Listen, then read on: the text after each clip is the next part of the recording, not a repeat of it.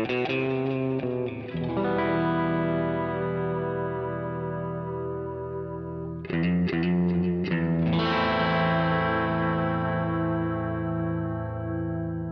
listening to Mark of the Maker.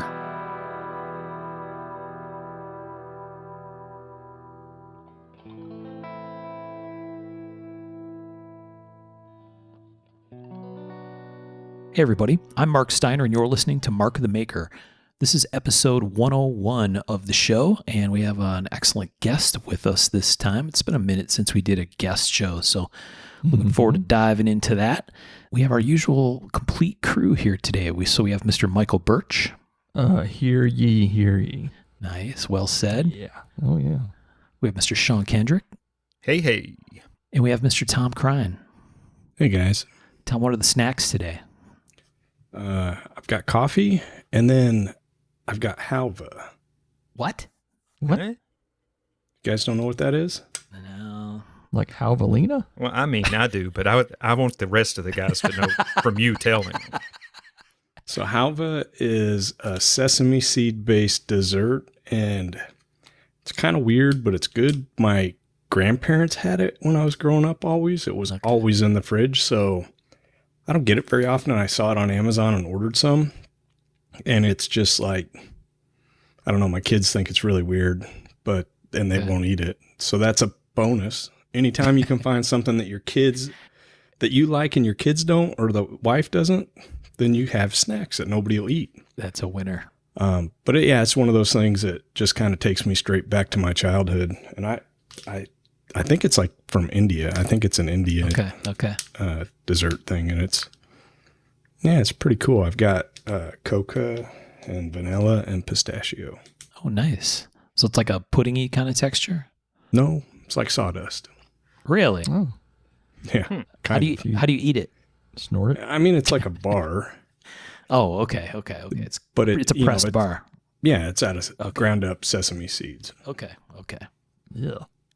It takes me back to my childhood. Yeah, most of the people that I've like tried to introduce it to are like, bleh, I'm not eating that. But well, good to know. At least no one's jealous of your snacks today.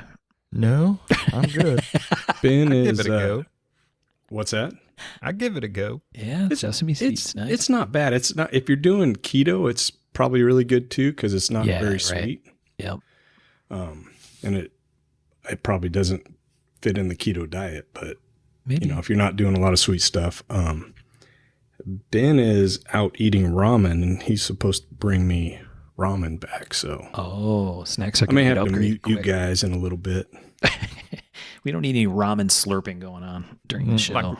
Like real ramen from a ramen joint, or is he making you cup noodles? No, like from a ramen joint. Nice. It's going to have the fried chicken in it and all that. Oh, yeah. Ooh. The real deal. It's really good. Yeah. If you guys ever come down, we can go there. Down little old Gentry, Arkansas. No, it's in Rogers. Oh. We don't have much in Gentry. Okay, that's why he's got to bring it. I was thinking, yeah, man, you got a ramen joint in Gentry? I'm like, what are you doing tonight? He's like, I'm going over there. I'm like, really?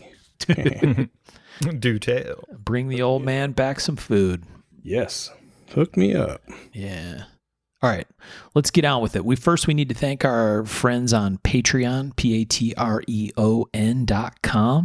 It's a place where people can pledge a couple bucks every month to support the show. We have some folks that help us out there on the regular, which is wonderful stuff. So thanks to all of our friends there. If you want to join in on Patreon, you can go to patreon.com, search for Mark of the Maker, and we are in there. And there's some different levels and ways that you can support the show. So if you like us and you want us to keep things going, that's a way to show your support. So thank you to everyone who does that very generously. It really does help a lot. It is greatly appreciated. Big time. All right, Tom, you want to dive into our next one? Yeah, so next one is going to be amxinc.com. That's our good friend George. If you need titanium, zirconium, damasteel, he might have meteorite. He has all sorts of crazy stuff. Give his site a check out. Really, really good place to get titanium, zirc, Chad steel, damasteel. He's got it all. So check it out. amxinc.com. American Metal Exchange, not American Medical Exchange, as we've. Right. I didn't even try it this time. I just went straight to AMX. I could tell you were avoiding it. I was so afraid you were going to say it that I almost said American Medical Exchange. I just skipped it. Yeah, that's That's in my head. Sorry. Yeah. Sorry. Don't Google that. Yeah. No, don't. That's like buying organs or something online. That's a no-fly zone. Michael, you got one? Oh, I do. Our friends at Giant Mouse Knives, Jim and the two Great Danes all come together to make some really kick-ass productions. You guys have heard of them. You've seen them. They're doing good stuff. They're at giantmouse.com. They got the knife of the year for one of their pieces at the Blade Show we talked about last episode. They're another sponsor, and we appreciate them greatly. Doing killer work, and thanks, guys. Yeah, good dudes doing good stuff. You're like, I like that. Yeah, buddy. The Great Danes. That's not going to go to their head or anything. I mean, it's true, but I'm 100% sure that's not the first time they've heard that. Okay, the OK Danes. The fair to Midland Danes. Mm-hmm. Their knives are killer, though. Check them out. Yep. What about you, Sean? All right. Our next sponsor is the Pacific Northwest Custom Invitational. That'll be held July 29th at the Seaside Civic and Convention Center in Seaside, Oregon. This will be the show of the year, you guys. Don't miss out on this one. The lineup of makers is exceptional. If you want to come and meet Michael Walker will be there with CRKT to talk to. I believe everybody who comes through the door will get a door prize of some sort, and you have the potential to get a free Glock also. Yeah. And dude, stacked, right? And then I'm sitting here looking at the exhibitor list, and so solid. I heard you can meet Michael Birch. It's pretty special. Woo! It is special. Don't sell yourself short. Wow. Bless I think they're actually doing 2 Glocks, right? Yeah, one for the exhibitors and one for the attendees. Yeah. People, there's a wave of cancellations at the opportunity to meet Michael Birch. Billy Joe was like, can I have my money back? Well, there's got to be balance in all things, Michael. So balance in all Michaels. We can't all be good Michaels. Excellent. Well, we're biased, and we don't hide it when it comes to those guys in that show. So definitely one to check out. They can't all be good Michaels. Has me thinking there's an evil Michael out there somewhere that has like a goatee and yeah. Maybe you've met him. The mirror Michael. Maybe I need to meet the good Michael. Yes, I think that might be the case. All right, we've gone down the multiverse rabbit hole. We have. All right, yeah, enough of the multiverse. All right, let's get to it with our guest. He's been waiting very patiently. A world-renowned knife maker. I don't know. There's lots to say about our guest. His name is Mr. Todd Begg. Todd, thanks for joining us on Mark of the Maker. Thank you. Happy to be here. Yeah. Looking really happy to be here. I've enjoyed your guys' podcast for a good long while now. You guys have been doing a fantastic job. Well, thank you, man. Thanks. Yeah, we're just out here boring 4 or 5 people to tears every episode. That's funny. Through our extensive listenership. Yeah, man. So we're going to kind of walk through a bunch of stuff with Todd. When he and I were talking earlier, doing our whole tech checkout thing ahead of time, make sure the mic was working, everything else. Todd mentioned this is his 40th year in knife making. 40 years. That's a big deal. Yep. Made my first knife when I was 12 years old, 1983. Nice. Yeah, that was an interesting time. Obviously no internet or hardly even any books on knife making back then. And I was just so into knives, and I was I'd ridden my bike down to this little, I don't know. It wasn't even a gas station. It was just kind of a little country store. And I used to get archery magazines down there. I was big into bow hunting, and I'm looking through the magazines, and I see this knife magazine that's just knives. And I was like, no way. Because back then you would see like a knife maker would advertise, or a knife company would advertise in a gun magazine. That was like the extent of it. And this whole magazine was dedicated to knives. And I was like, are you kidding me? And I bought that magazine, and I was riding my bike, and I'm riding home, and I stopped like 4 times to read. And I was reading an article. I was like, okay, keep going. I was kept riding. And I was like, I'd stop and read, and I'd ride and read. I finally got home, and I just devoured that magazine. Awesome. And there's an article in there on how to make a knife from an old file, from, a broken file or whatever. And you didn't have to heat treat it. And I was like, oh, so that's what I did. I made a knife from a file that year, a couple months after I got that magazine, I guess. And that started me on the journey. Yeah. And I decided right then and there, that's what I was going to do. And I've been working on that, towards that goal ever since. Where was that, Todd? Where did you grow up? Washington State. Okay. That was in Maple Valley, Washington. Wow. Yeah. It's funny. I recently went on Google Maps, and went to that spot to look for that store, and it's still standing. It looked like it was empty, it was boarded up, but that store was still there. I was like, look, that's where it all started. Showed my wife. She goes, that's where it started. I was like, right there.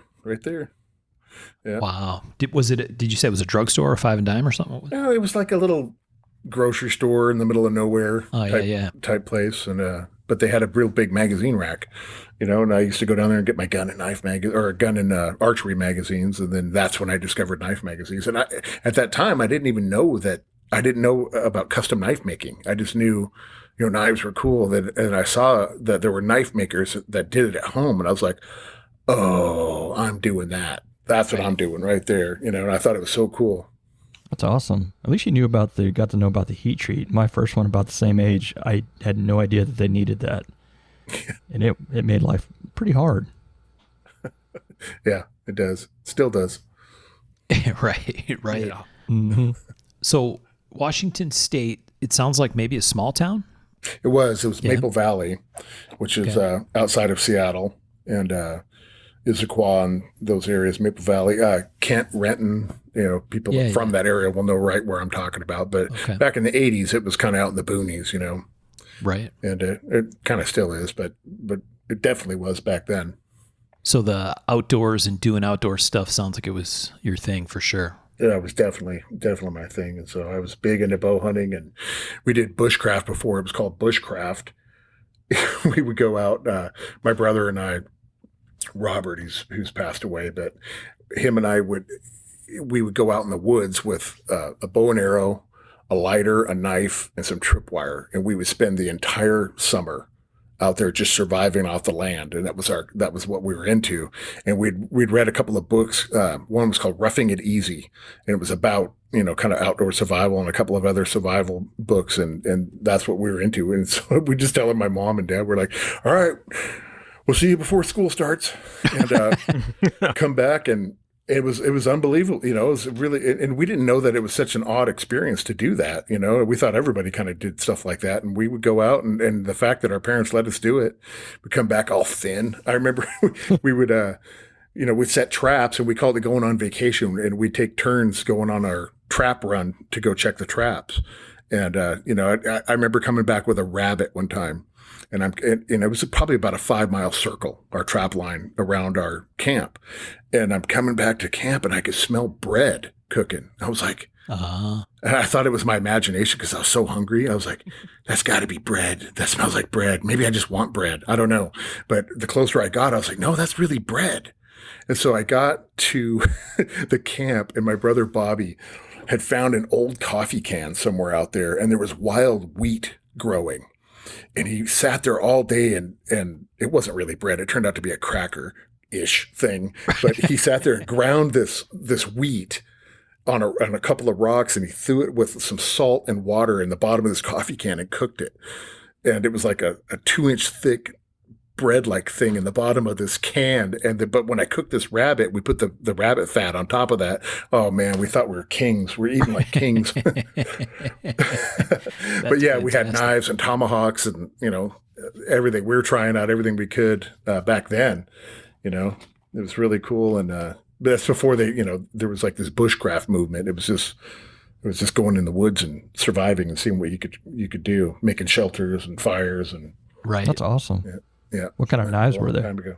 What's that? What kind of knives were they? You know what? My favorite knife that I used was a Western W49 Bowie. Remember those? Yeah.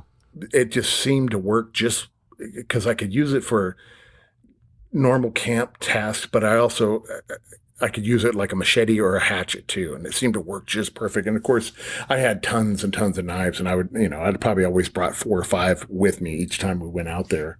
Brought a hatchet or a little bow saw or something like that too. But one time we were out there, we tried to make a dugout the whole time we were there, and that didn't work. We tried. So it was good times, good memories. I learned a lot actually about how knives work and how they don't work by doing that, I bet. The W49 is cool, man. Yeah, it was one of my favorite knives, and it just always held up. I don't even know what kind of steel they used, but it just seemed to work, and I like having a bigger knife, still do. And it just worked great, and it was a great camp knife because you could chop with it. That's what I liked about it, Yeah. It had enough momentum where you could actually chop and cut limbs off stuff, and you could split small kindling with it. And if you did like a little day hike and you're going to make a fire to cook something, you didn't have to bring your hatchet and your saw and all the other stuff. You could just bring that knife, and it seemed to work. Right. Was it a convex? It looks like it in a picture.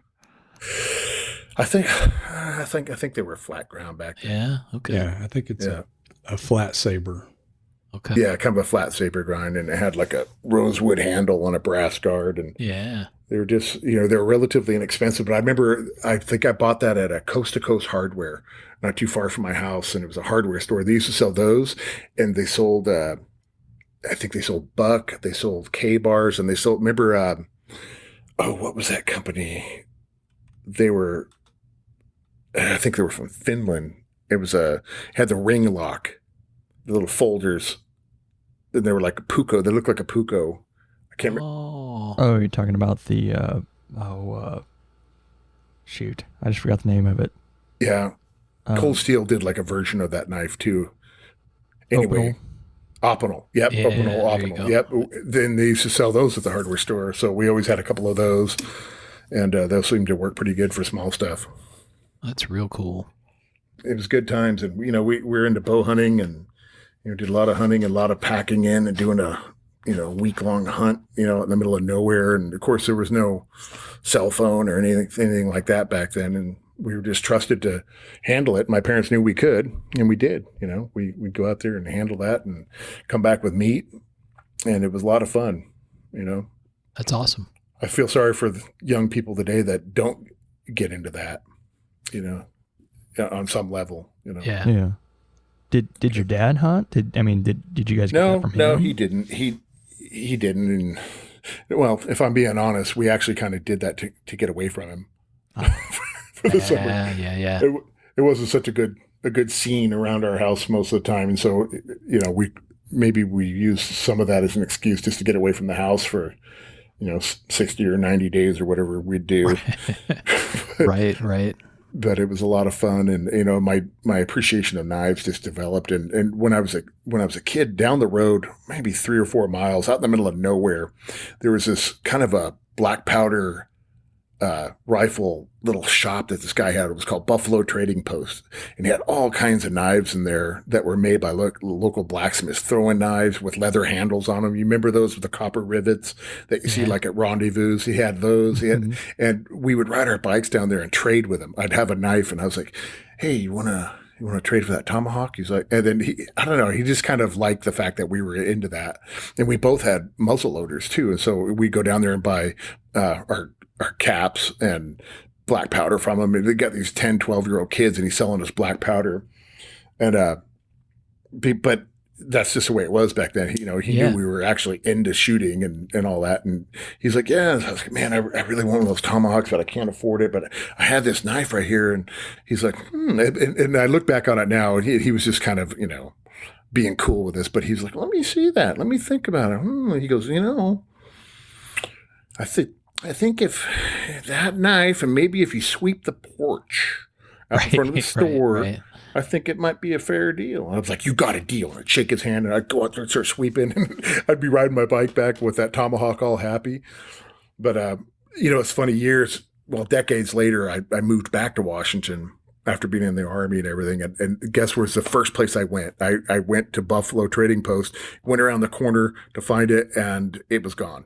Oh, It was just woods. Woods had grown up around wherever that little building was. It was just completely gone. And I was like, man, I just had a hope that old guy was still there and selling knives and black powder stuff, but he was gone. yeah. It was sad. Yeah, that is a bummer. Yeah. So you said you were 12 years old when you came across that knife magazine, and that kind of got you on a path, it sounds like. Well, yeah, you already I was on the path already, but it showed me, well, the appreciation was there for knives, but it showed me that there was a kind of like a path. There was like, hey, there's somewhere you could go with this. And I decided, when I was that young, I was like, I'm going to do this. I'm going to do it for a living, like these guys do. And then I started learning and reading about all the different knife makers, learning about who they were, and back then it was like Bill Moran, Bob Loveless, Bo Randall, those were kind of the heroes. And then I'd read, about what you did back then is it would, there was no websites or anything. It was send $1 to this address and you get the catalog. So I did. I did that for years and years and years. And I had boxes of these catalogs. And a friend of mine, when I went to basic training, I asked a friend of mine to watch all of my knife magazines and all my catalogs and everything. And I said, I'll pick them up as soon as I come back. And I did. I went over to pick them up, and I had like a truck bed full of these things. And he's like, oh, you were serious? I threw all that stuff away. I was like, dude, are you? So I had, like the Nolan brothers. And then you had, if you paid an extra $2, you could get color photographs. Right. So cool, and so I had all that. Bob Hatchavowski, I don't know if you guys knew who that was. Bob Sky Knives. Bob Sky Knives. Yeah, I had his catalog. Going way back, so all gone in the trash, but I still remember it. It was a great memory to get on that path. And it's funny because I still, to this day, those are the types of knives I collect, the ones that impressed me when I was a kid. I love Randalls. I collect Randalls just because it was like, they seemed like the holy grail knife back then, in the books. Yeah. We buy stuff we couldn't. Yeah. It's interesting. We've had a couple of guests, maybe a few even, that made that same observation as a young guy, right? Like they end up somehow with a knife magazine and realize, like, the light bulb goes on. Oh, you can do this. Like, there are people who do this, not just some nameless, faceless factory somewhere that these pop out the other end of. That, wow, that, it's like a revelation thing. And it seems like a number of folks we've talked to. That was me 100%. Yeah. What magazine, do you remember which magazine it was? It was American Blade.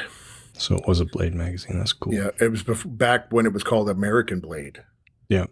Yeah. So, and actually, I don't know if it was a current magazine or one they just had on the shelf. I don't know what it was, but I had it for years, and then, of course, it got tossed out. But it's just interesting.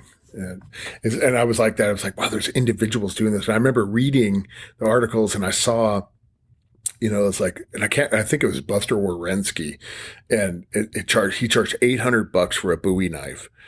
And then there's an article with someone else, and, they got like a couple $100, and this guy's like, well, I could build this knife in one day, blah, blah, blah. And I was like, I'm going to make $800 a day. I'm going to be rich. I'm going to be rich making knives. I had no idea, but turned out not really to be true. Famous last words. Yeah, exactly. But it's been one really, really fantastic journey, and in certain ways it was better back. It was more fun when you're in that learning hungry phase as you're learning, things. And I'll never forget the first time I felt like I ground a good blade. It was in 1998. That's how long I'd been practicing and trying and practicing and trying. And it was about 2 a.m, and I looked at this blade that I just ground. I was like, oh my God, I did it. I finally did it. Right. I finally, because every single blade I ground before that, I was dissatisfied with. I was like, what am I doing wrong? I just didn't, because I didn't have anybody teaching me, like push a little bit here, push a little bit there, keep going. But for years, I was not going, when you're grinding a blade, all of a sudden, you're going and it looks like garbage for a while, then kind of looks like garbage, kind of looks like garbage, kind of looks like garbage. All of a sudden, bam, it starts looking like a blade. But you have to get past that garbage phase for a minute. Oh, I didn't know that. I just thought I was no good at it. And I was like, I'm just never going to be any good at this. And if I had, an experienced knife maker that said, no, you're doing fine. Just keep going. And, at one point I just kept going thinking, well, what's the worst I can do? And then all of a sudden, everything started cleaning up. And I was like, oh, that's how you do it. Right. Yeah. Yeah, I'll never forget that. That was, I'd probably ground some pretty decent blades before that, but that was the first time I felt like I really did it. It might have been a little sooner than 98, 95, somewhere in there, but yeah, it was. And then I think I kind of got it at that moment. It was like, and that's what I'm talking about, where it was enjoyable because you'd have like these aha moments where the light would go on. You're like, that's how you do this, and that's the pre-YouTube days and all that. Right. And so you're just kind of on your own figuring the stuff out. It's just the way it was. And fortunately we had knife supply catalogs and everything back then. But I was talking to Phil Boguszewski, who was a friend of mine, and he was telling me when he started, he goes, there wasn't even any knife supply catalogs. He goes, there's one guy, Bob Scrimmisher, that used to sell a few different supplies. He said, but he goes, when knife makers got together back in those days, we talked about how to splice sandpaper together to make belts. There were no 2 inch by 72 inch belts. He goes, well, you buy rolls of 2 inch wide sandpaper and then you would splice them to make your own belts. And he says, I distinctly remembered having discussions about, well, do it like this and cut it at an angle and use this kind of tape. And he goes, now you kids, it's all plug and play. He goes, you can get any grit you want. It's really funny. That's awesome. Todd, what do you think was the attraction to you? Was it because you love knives and you just wanted to be able to make one as a personal point of satisfaction? Or do you think it was the thrill of the chase on the knowledge side of things, or a big combination of stuff?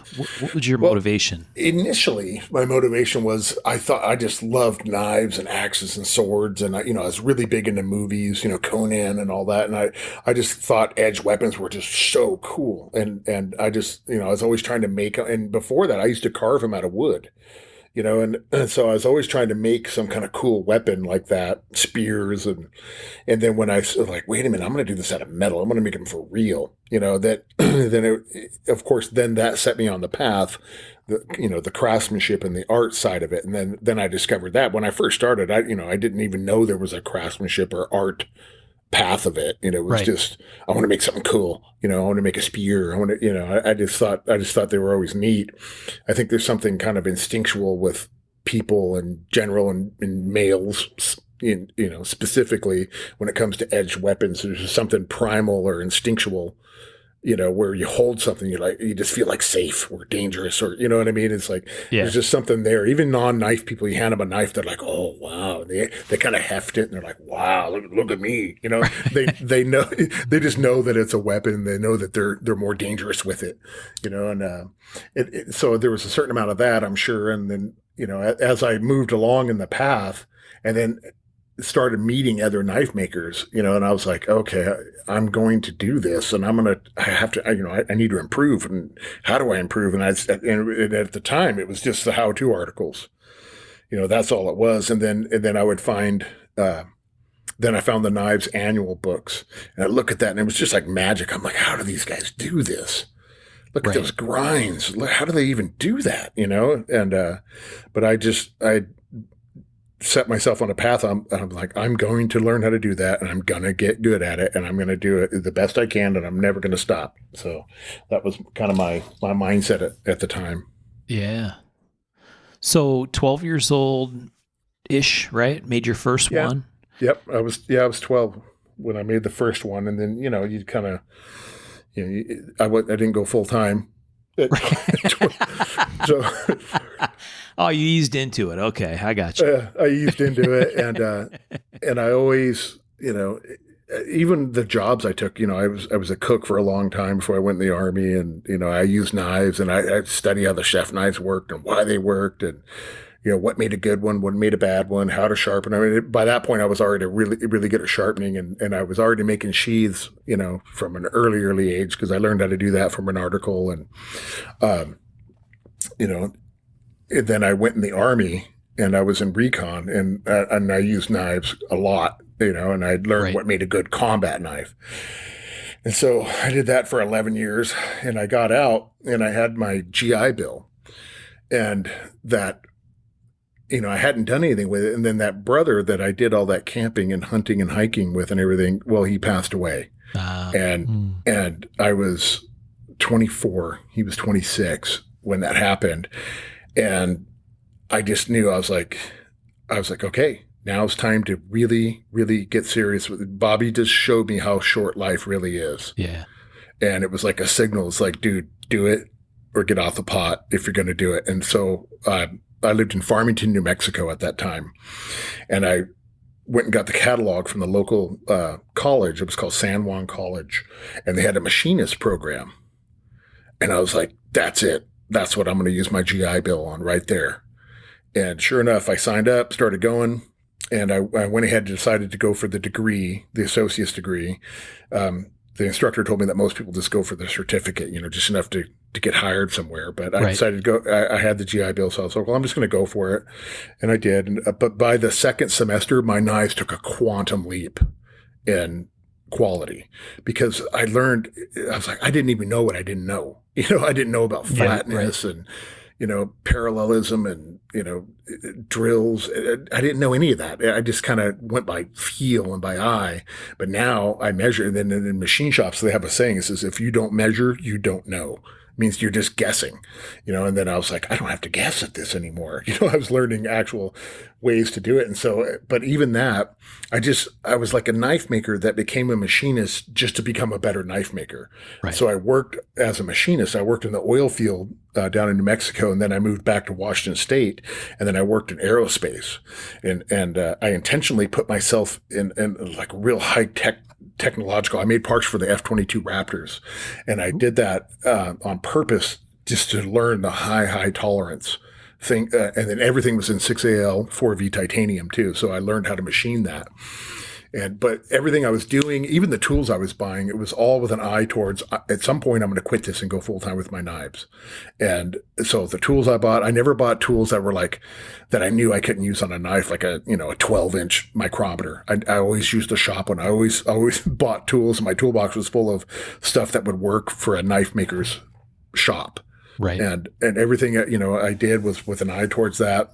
I remember one shop I worked at, they had a tool grinder that actually sharpened all the end mills and drill bits. And his name was Dave, big bodybuilder, older guy. And I'd go in there and I'd just pick his brain. I was like, how do you do this? How do you do that? And he showed me how to deeper a freshly sharpened end mill with a penny. He used pennies to deeper everything. And I was like, huh. And it worked perfectly.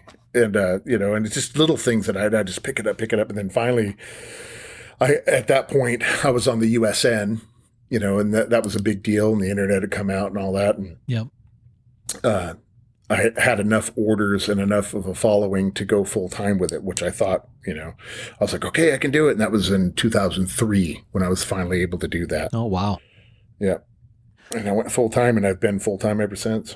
So what's that progression like? I mean, along the way, are you making knives and taking them to local shows, or just making stuff to hone your skills and giving them away? Or like, what does the in-between time look like? Well, I'll kind of okay. So when I was a kid, I was, I started making these knives, and of course you got your aunts and uncle, people are like, oh, yeah. Wow, that's cool. And then somebody, a friend of the family would be like, I'm going to order one. You're like, what? They're like, I want to order one. You're like, okay, I'm going to make you one. And they're like, what kind of handle you want? They're like, I want something purple. And you're like, okay. And I'm going to get some purple wood or diet purple. And, you'd make this thing. And I was going to just give it to them. They're like, nope, I ordered it. I'm going to pay you for it. And I was like, okay, $25. And they gave it, which was, a pretty good amount of money. And so my first knives were $25, and then, that kind of progressed. And then, it's to the point where and then I go to some rendezvous and sell some knives. And for people that don't know what a rendezvous is, it's kind of like a meet and greet in a tournament for black powder rifles, and a lot of people dress up in the old timey. I never did dress up like that, but I always thought it was kind of cool. Because they had a lot of knives and tomahawks. So anyway, fast forward, I worked as a cook for a lot of years. And of course, I'd tried making some knives. And at that point, I was kind of focused on leather work because I really didn't have any place to work on the knives themselves. So I made a lot of sheaths for all the knives I had. And I really focused on that. And then I went in the Army in 1991. And I went into NBC Recon, and so I was gone a lot, and I couldn't do a lot. And then I got in a position towards the end of my enlistment where I became our unit armorer, and I went to armorer school, and I took care of all the rifles and pistols and machine guns. And so I was kind of in the arms room all the time, and it had a little vise in there and a couple little tools. And so I started working on knives while I was the unit armorer, and guys started ordering them from me. They're like, "Hey man, I saw what you made. I want to order one of those." And so I made a bunch of combat knives while I was the unit armorer. And I used to it was kind of cool because back then it was when we had the black leather boots, they weren't the desert, suede ones. And so what I would do is when a guy wanted a smaller combat knife, I would actually sew the sheath into this field boot. So he could have like a boot knife, but the sheath was on the boot itself. Huh. Ooh. Yeah, it was pretty cool. So, and those weren't your quote unquote official boots that got inspected. They were just ones that you wore when you got deployed or you're going to combat. So you could have the knife actually, it wasn't like a clip. It was literally sewn to the leather. So it worked really good. And I did a lot of that. And then when I kept doing it, and I got out, and then that's when I really decided, okay, that epiphany when my brother passed away, I was like, I need to take this to the next level somehow, some way. But I was kind of at the limits of, it was before the internet. I was at the limits of my knowledge. I didn't know how to improve anything. I'd read everything there was to read. I devoured everything that I could. I practiced as much as I could. And then I decided to go to the machinist school because I had done machining, in junior high and high school and shop class. And I remember thinking, yeah, mills, lathes, that's the way to do it. If I could slot a guard with a mill, I could turn pommels on a lathe. I remember doing that stuff, but I was never around it much after that. And I just knew that, man, if I got good with those tools, because in a lot of the articles I read, I would see a mill or a lathe in somebody's shop. But it was just mystery to me at that point. And I was like, but these guys were like fantastic knife makers that I remember reading about. And a lot of them had a mill and a lathe and these big drill presses. I was like, man, if I knew how to use that stuff, that would help a lot. Cause I had like a Sears drill press, but I didn't know about tramming your table in and making the drill bit perpendicular to the table. I didn't know any of that stuff, but yeah, that was kind of the progression. And then when I was in New Mexico and I started doing the college, going to school for machining, and then I was making knives. And that was the very first time I decided to put my knives in front of the public. And I they had like a craft show thing at a mall in Farmington, New Mexico. And I set up there and I sold some. I sold like 6 of them and I couldn't believe it, but I felt like I was sitting there in my underwear. The public was scrutinizing my work for the very first time. And actually one got stolen. Oh, really? Yeah, I had 2 tables. There was one on each side, and somebody was supposed to be watching the other side. And I turned around to talk to them, and they were gone. And I was like, no. And they were off shopping. I looked down, and one of the knives was gone. And at that point, I was off active duty, and I was in the National Guard. And a lot of my fellow guardsmen were police, state troopers, Department of Corrections, worked at the local jail. So I had a picture of that knife, and I was showing these guys. I'm like, if you arrest anybody with this knife and you catch them with that knife right there, or this, and I even put the sheath out as bait for the next day. On Sunday, I put the sheath out hoping that they would come back, and they never did. But I lost it. But that was the very first time I set my knives out in front of the public. And then I did another show at another mall up in Durango, Colorado. And it was really, and I learned a good lesson at that show. I sold 2 knives to a guy. It was really funny. This guy come in and he was homeless. He just filthy, dirty, greasy, long, greasy hair, long, greasy beard. And he comes up and he's picking these knives up and he's really looking at them kind of with a critical eye.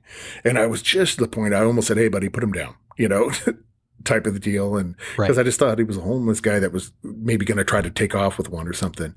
Well, then he started asking me questions about the heat treat. He goes, looks like you have a differential heat treat on this. So I was using 01 and using a torch to do like a differential heat treat and all that back then. And he started asking me these really intelligent questions about the heat treat and the this and that and the wood. And I was like, okay, this this is weird. And he goes, oh, forgive my appearance. He goes, I'm actually I'm a engineer that he works on mines or something. He goes, I've been up in the mountains for weeks and weeks, helping with this mining operation. He goes, I know I look horrible.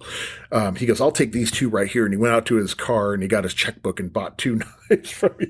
Wow. But I learned a valuable lesson about looks. I was like, you can't just assume something about somebody and judge them for their appearance. But I did, and I was wrong.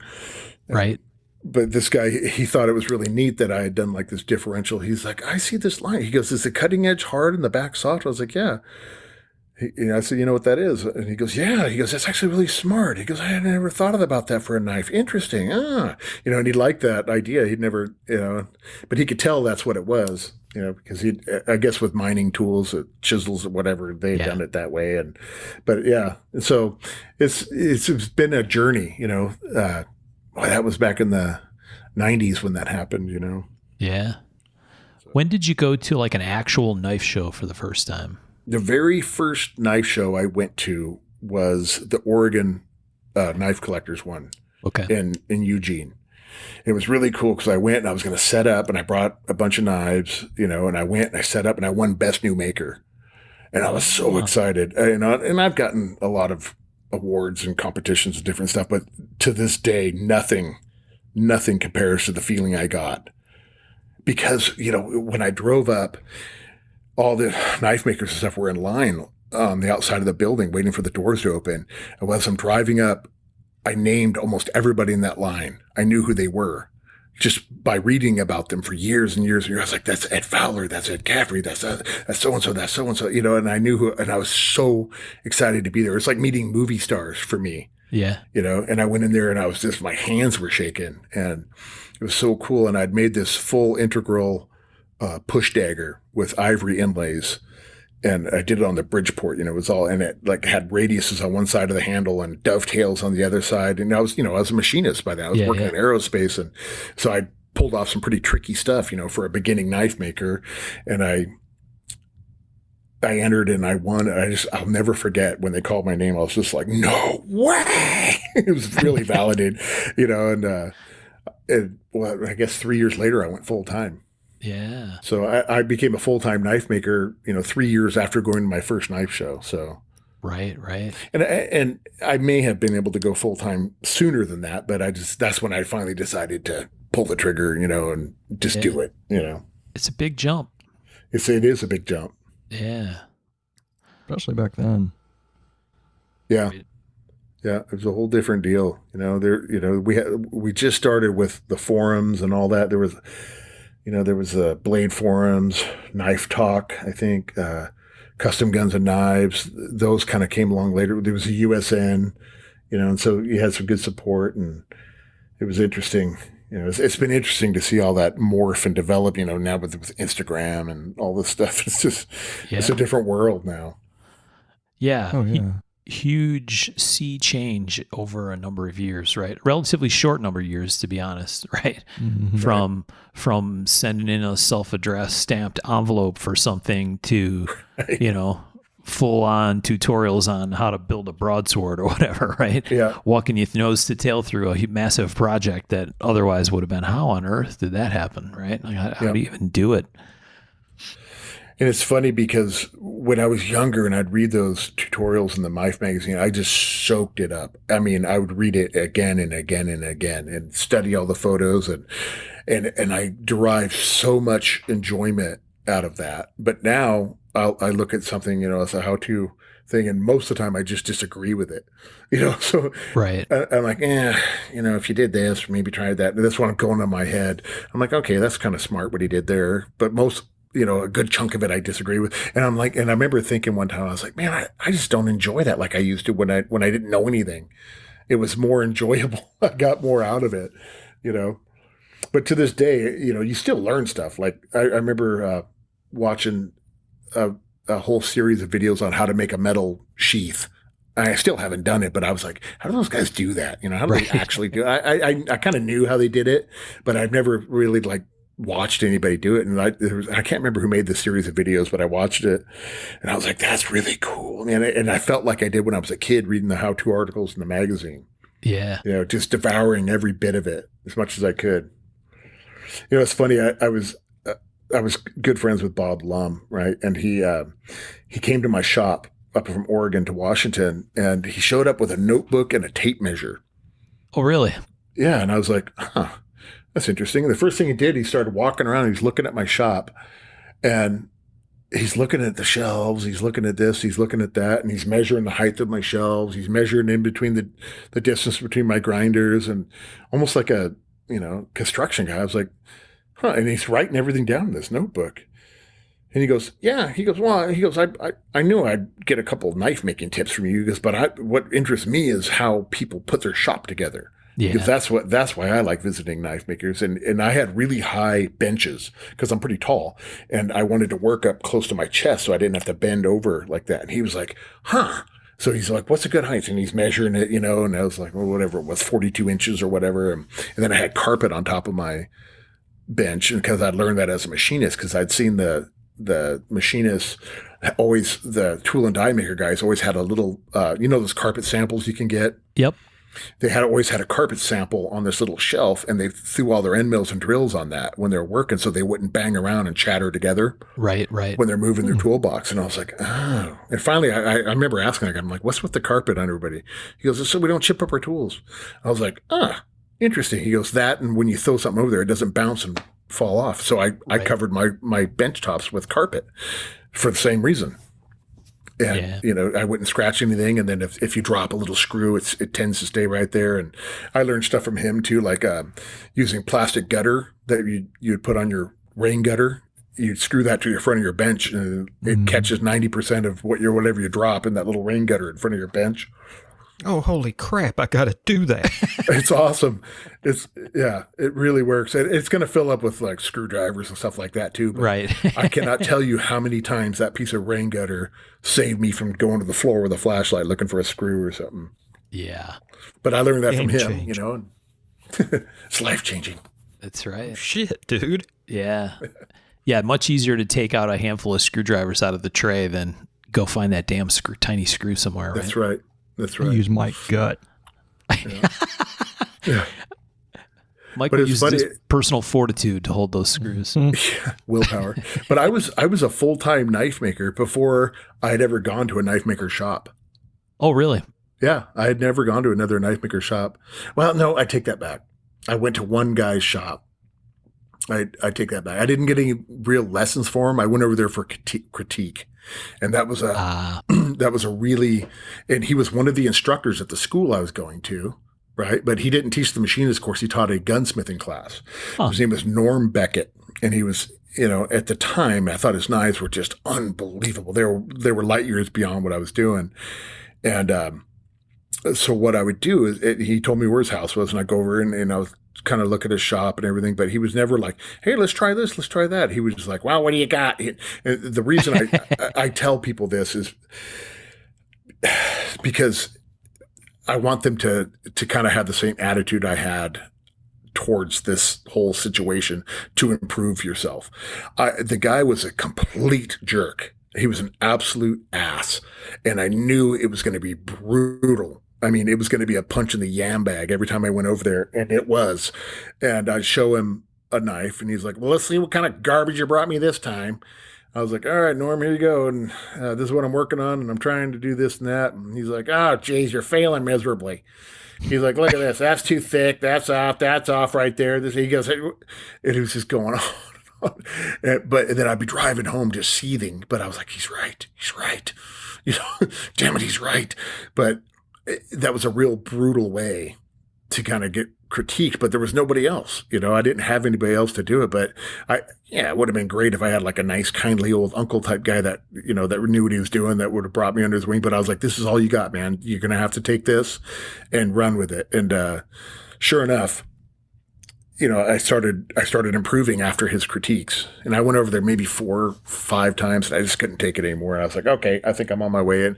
I remember talking to him up there at the college one time, and back then the Vegas show was a really big deal. The one back, I think it was at the Riviera back then. Yeah. And I was like, hey, Norm, I said, I really want to do that Vegas show. He goes, that's invitational. He goes, they don't let just anybody in there. He goes, they're not going to let you in there with that crap you make. I was like, well, I want to improve, Norm. And come to find out, he had tried to get in and they wouldn't let him in. Oh. He's like, that's a juried show and blah, blah, blah. Well, fast forward to 2003, I went and I got a best art knife. Yeah. And so, of course, my inner child took over and I called him. I'm like, Norm. He's like, hey, how you doing? I said, good. I said, I just got back from Vegas and I went to that Vegas show. He goes, what, is a customer? And I was like, no, it's a knife maker, Norm. And it was just silence for the longest time. And I said, man, you were right. They don't let just anybody in there. And man, I can't believe it. I won best art knife. And it was just silence. He's like, oh, good for you. Good for you. I'm real happy to hear that. Anyway, I got to go. But it was kind of little, I just kind of ground the screwdriver in a little bit. But I have to admit that the guy he helped me look at things differently on my knives. He's like, you're grinding them too thick. Everything's too thick. It looks like crap. He could have stopped with, hey, you're grinding them too thick. Thin this out. But he was just brutal. Right. Yeah. Just brutal. But yeah. When I look back on it fondly now. But at the time, I remember going over that. I was like, I'm going to go over there. I'm going to show them what I did. Okay, psych yourself out. It's going to be bad. Just deal with it. It's like you're going to the doctor to get a shot, and it's like, okay, it'll be all right. It's for your own good. It's for your own good. And anyway, but those, thankfully, we, people don't really have to deal with that kind of crap anymore. We can, you can find a decent human being that's willing to help you and, encourage you along the way, not encourage you through belittlement, but actually encourage you. It's like, wow, you're doing a good job here, but check this and that, right. And that, and it's things like that kind of push me towards the guild when, we talked about that earlier about how the guild is really there to really help guys that are on their path already to help them improve. And how to preserve it for the next generation and really push it forward. And that's one of the things that, I help a lot of guys and I talk to a lot of people that come to me for, inspiration or advice or this or that, whatever. And I think about those days when I went to that guy's shop ready to get kicked in the yam bag. It's like, it doesn't have to be that way. It could be pleasant, where you can see the light go off in the guy's eyes and he's like, aha, and things like that. And I really enjoy that aspect of this craft. I think that, to me, I came up through a similar, very, very tough love environment that never felt like love. Yeah, right. Tough. It just felt like you're getting your ass kicked all the time, but there's something to be said for it. Right. I mean, in the stuff that I was working on, in a lot of cases, it was almost like this hazing process, right? Like if you stuck it out, you could sort of work your way in, right? Mm-hmm. And then you became part of the circle, and then you could get the kind of good advice that you needed. You know what I mean? But you had to take your licks for a long time first. And, sure.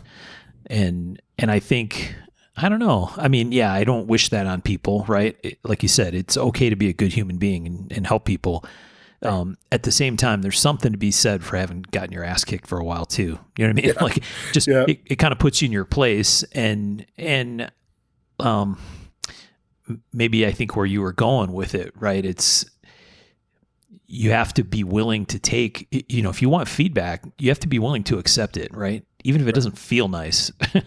Yeah. And a lot of people aren't ready for that really when they ask for it. And that's one of the things that I'll look at a knife. I put on my Optivisor, guy standing there, and I'll see a bunch of scratches and a bunch of flaws. I'm like, do you see that? And they're like, yeah. I'm like, okay. I just check and make sure you see it. And I said, well, if you saw it, why is it still there? Yeah. And just kind of look at me and I said, it's usually there one of two reasons. One, you think it's okay, it's good enough, or two, you don't know how to fix it and you wish it wasn't there. Which one is it? Because if you tell me A, I'm not really going to be able to help you. Right. You have to, usually it's like, well, I just don't know why I just keep messing up like that. It's just, they just don't know how to fix it or avoid it. And so that's where I feel like I can really help the guy, and I actually had a guy, sometimes it's not even the knife making. I had a guy come up to me at the Blade Show some years ago now. We still talk once in a while, but he was older. He's actually older than me. He'd been making knives. I don't know. At the time he'd been making knives a good long while, and about 30 years. And he came up to me. He's like, Todd, can I talk to you real quick? I was like, yeah, what's up, man? He goes, how do I get to the next level, like you and different guys that are like, really making good knives and getting good money? And how do I do that? What are some of the steps I got to take and this and that? And we started talking, and I asked him, I said, how long have you been making knives? And he's like, I think it was 30 something years. I can't remember. And I was like, okay, so that tells me something. In 30 years, if you really had a desire to make knives at this level, you would have figured it out by now. And he just kind of looked at me. He said, well, what do you mean by that? I said, it's not a matter of the information's not there. You haven't run across somebody that could help you. I said, there's something else holding you back.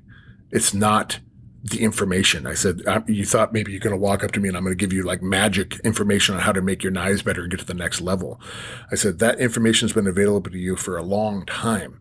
I said, what? So anyway, this conversation went on. It ended up him crying, hugging me, talking about self-sabotage. And it went back to his relationship with his mother. I said, that's your problem. That's what's holding you back. Wow. Not the grinder, not the mill, not the sandpaper, none of that crap. That's what's holding you back. I said, you work on that and your knives will improve.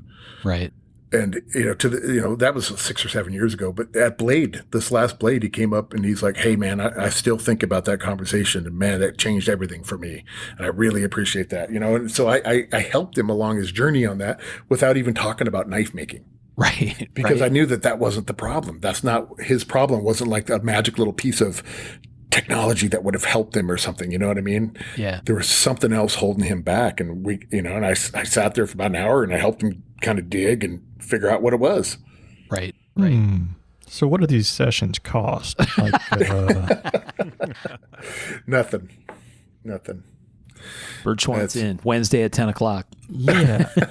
I have a quick question, and it's going to kind of pull us back to the beginning, but okay. I'm curious to, like, when you're reading those Knives Annual books and you're the first American Blade to Blade magazines, what knives drew you in? What were your favorite custom knives that you saw? I really liked buoys, fighters, and daggers. I've always been drawn to weapons. I've always been into weapony type things. And, of course, the hunting knives were cool. And I use hunting knives a lot, but, growing up hunting, but it was weird. I never really wanted a super, super high end hunting knife because I know how much I beat the crap out of them. When I was out in the woods, I was like, well, this one works and works just fine. So, the Bowie knife, like the Buster Wierenski, I really loved his work. And I'm trying to think. There's just so many people ask me this, and it's difficult for me to say because there were so many amazing makers. Bob Lum, his stuff. Lloyd Hale, his stuff was just amazing to me at the time. It's just magical. It's like, how does he even do that? How do those shapes even come to life? And, still kicking ass. Yeah, and I have one of his Bowie knives. And it's really because there was a book called Knife Craft by Sid Latham that came out in the 70s, and I got my hands on that book when I was young. And Lloyd made a Bowie knife in that book, and it had like this turquoise, kind of like, remember the old Indian jewelry turquoise? It had like that on the pommel end of the stag and this and that. Well, the Bowie I have that he made is like the one he did in the book. And I finally met him in Chicago years ago at the TKI, and he was there for the regular show afterward, and we were talking. I said, I devoured that book, and I said, you were where you made that Bowie knife, and he was like, yeah. He goes, that shirt I was wearing. He goes, it was actually a red and white, like flannel checkered shirt. And I was like, well, it was gray, black and white in the book. He goes, I know. He goes, that was the same shirt. He goes, then Sid was there photographing that it took me about a week to make that knife. And he stayed at my house and we worked on it every day. And he goes, my wife washed that shirt every night because Sid wanted me to be wearing the same shirt in every photo. Wow. And so just, but I remember, but how cool it was to go full circle from being a kid, devouring this book and this article, to the guy in that article telling me about washing his shirt every night and making that knife. You know what I mean? Yeah. I was like, I got to meet him. I got to actually talk to him, It was just so cool, to have that experience. And I've had that experience so many times now. It's like I told you, Bob Lum was one of my heroes, and we became really good friends. And one year I was down at his house and in Oregon, and he's sitting there. He'd made wonton soup. It was me, him, and Ron Lake sitting in Bob's kitchen eating wonton soup, and I'm like, I'm sitting in Bob Lum's kitchen eating wonton soup he made for me with him and Ron Lake. I was like, this is real. This is really happening, Right. But it was just weird, you meeting your heroes like that and becoming friends with them, and then to have one of them call you up and say something like, "How do you do this? I saw on that knife you did that. How do you do that?" And you're like, "Oh my God, he's asked me how I did something." It's just it was really cool. That part of this whole journey was just fantastic. Yeah, it really is. Like you said, very full circle experiences, right? And that's right. That's cool. I mean, ultimately, I think for most humans, right, that's what fulfillment feels like, right? Right. Sure. The accomplishment or achievement or whatever is student kind of becoming the master and, getting somewhere with it. Right. That's Right. a beautiful thing. Yeah, and it's such a cool, there are moments that are just, I guess the only way you describe it is glorious. Yeah. It's glorious when there's certain moments like that time when I got Best New Maker, in front of all of my heroes. It was glorious for me. I'll never forget that feeling of it. When I later on, when I got the cover of a knife magazine, it was nowhere near the feeling I got that day when I got Best New Maker in front of all my heroes. Yeah. It wasn't even close. So, but I was happy for it. Don't get me wrong, but Right. but it was unbelievable how that felt, and having all those experiences and feelings stacked up, year after year after year like that. It's just been a gift, to have those wonderful things happen like that. And anybody can do it. That's the thing. What's cool about this is anybody can do this, and you can go as far with it as you want. If you want to get international and you want to get in front of people, you can, or if you just want to make knives for people in your local town and just, just take that route, you can do that too. You don't have to go all crazy, and go as far as you want to go. It's kind of like bodybuilding. If you think about it, knife making to me is a lot. I'm always telling people, it's compared to me, knife making is compared to like two different other professions that have a lot of parallels. One is a chef and the other one's a bodybuilder. And they're like, well, what do you mean by that? I'm like, well, think about what a knife maker does. Most knife makers never invent a material, right? Just like most chefs never invent an ingredient. It's what they do with those ingredients, how they arrange them, how they prepare them, how they pair the flavors and the textures and the sweet, salt, savory, umami. They understand how all those, and then they start making them dance together, and it comes together in their signature dish or signature style. I said, that's exactly what a knife maker does. Exactly. Yeah. No modern knife maker invented a flat grind or a hollow grind or a compound grind or any of these things. And so we put them together in our signature dish, which turns into a signature style, and then the other piece of that is the bodybuilder thing. Is like, if you look at because I used to be into that when I was younger. If you look at any professional bodybuilder, like Olympia level bodybuilder, every one of them had to work hard to get there. I don't care if they're on steroids or whatever. It's still a ton of work to get to that point, and there's no shortcut. It's just you do the work or you don't. Right. You come up to the pain and you decide, I'm going to go through, because what I want is on the other side of that pain, and you either do it or you don't. You go through it or you don't. And it's like that with knife making. There isn't like an easy way to just do it, at a high level. It's like, it's going to be hard, and you have to just be willing. And it's like, if I'm going to teach you a secret, it's going to be how to go through it, how to make the decision to go through the pain and survive it and know that you're going to be okay and do it.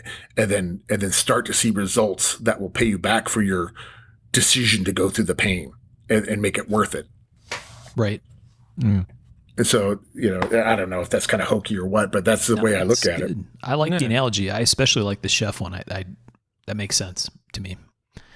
I think it's, like you said, it's very comparable, and it's not like people are out there inventing elements to use in cooking necessarily, right? Just combinations and having a vision for something and new techniques like sous vide cooking, come along, and then guys that are freeze drying foams and just crazy things. But the ingredients themselves, they didn't invent. They didn't. They just figured out a different way to present it. Even like a classic dish, they figured out a way to present it in a really cool modern way. And that's what we do as knife makers. It's like, okay, how long have humans been making knives? It's like pretty much every design has already been done at least once. Right. And we come up with different ways to do our take on it, which I think is really cool. And it's endless. That's an endless pool to constantly do. And, it's like, well, okay, I'm going to do my jimping like this. I'm going to do it like that. I want to do my grinding like that. I want this, and it's so cool to be able to put all that stuff together and then work on the actual execution of it. How well did you put it together? How well did you blend these materials together? How well do those materials complement each other? And it's a great process. And for somebody that's creative, it's really it's really rewarding. So I can imagine somebody that's like a high level chef. I could see them getting into knife making because I think it probably fires a lot of the same things in the brain that happens for a guy like that, or a painter maybe, or. Yep. Yeah. Yeah. We've talked to a couple people along the way who were solidly on the artist side of things. Right. And it's always interesting to think about, right, or talk through with someone who has, sometimes people with very differing backgrounds, right? Someone who comes at things with knives from the perspective of shapes, right, and movement in shapes and other stuff, versus someone who comes at things from a very mechanical basis. You know what I mean? And seeing what comes out of that is always fascinating to me, because it's often wildly different, right? And maybe there's a bunch of shared processes somewhere in the middle, right? The mechanics of going through things and making the blade and whatever. But I don't know. The soul of what they're doing really comes through in the end result, right? Especially if it's someone who's really found their own style. And if it's coming from their perspective or their heart or whatever you want to call it, it's like it's got their flavor on it. Yeah. Or their whole being that they put into that, but it's completely different from another guy's version of it. Like if you say you take a guy from Poland, who's got a lot of technical skill, whatever, and he's a knife maker, then you take a guy from the Southwest United States, you're like, hey, I want both you guys to make me a fighting knife. You can't talk to each other. And then let's look at the two knives. They're going to be so completely different, but they're both going to be fighting knives. And they're going to have their own viewpoint on that, what they think that needs, and then, like you were saying about people's experiences, that really changes everything. My idea of a combat knife before I went in the Army and went into recon was a lot different than it was when I got out of the Army. Right. It's like, okay, I know what works, what doesn't work. That Western W49 Bowie, I didn't carry that in the Army. That big brass guard got snagged on everything, and that sheath flopping around. None of that was functional. So in that environment, I realized and I learned what was required tool for that type of environment, so, our experiences really form, a lot of what we're doing. I know a lot of knife makers that only make chef knives, that's all that interests them. It's complete functionality. And the thing that's interesting when you think about chef knives is there's no room for interpretation. It has to work, and it'll be completely obvious right away to the user if it doesn't work right. Right. Completely. It's like, this doesn't cut anything, or all the food sticking together, or, when you cut celery and sometimes they all stick together. Yeah. And fortunately, I work in restaurants and I've talked to a lot of chefs. And when I've made chef knives, I know what they look for. I know exactly that. I'm like, well, tell me everything that you're looking for when you go shopping for a chef knife. I'm like, okay, I'll tell you right now. And they're talking about the flat on the heel, and they'll bring a business card with them. They'll hold it up to the side, and they want to see, a little bit of a convex shape to the blade, a small amount, just so the cucumbers don't stick to the blade. And they have all these criteria. And he goes, if it doesn't do that, I don't buy it. Period. He goes, I don't care how it looks. I don't care how fancy it is. Damascus, you put whatever handle you want. If it's not like that, it's not going to work. Not for me. It's like, wow. So that's different than like my idea of a combat knife, because most people that are buying combat knives will never see combat, so it's more of a fantasy knife for them, really. All these guys buying the Yarborough Chris Reeve Green Beret knife, 99.9% of the people that buy those, that's a fantasy knife for them. Right. Because they're not Green Berets and they're never going to go into combat. So, but that's okay. That's okay. I have a lot of fantasy knives. I have all kinds of knives, and I don't take them out and beat them up. I keep them in toolboxes from Costco. Those stainless steel toolboxes, right, with the maple tops. I keep my collection in those. Because it kind of solves two things. I can display it to people when they come over, and then I can close the door and lock it. So I don't have to go through a bunch of zipper pouches, but it's like, oh, I'm going to watch Commando tonight. Guess what? I'm bringing out my Jack Crane Commando knife, and I'm going to hold it the whole time I'm watching Commando and wipe it down and put it back in the toolbox. And I really thoroughly enjoyed owning that and using that knife for that purpose. I don't have to go out, and actually kill anybody and chop down a tree right. I really enjoyed owning that knife and holding it just to watch a movie. Yeah.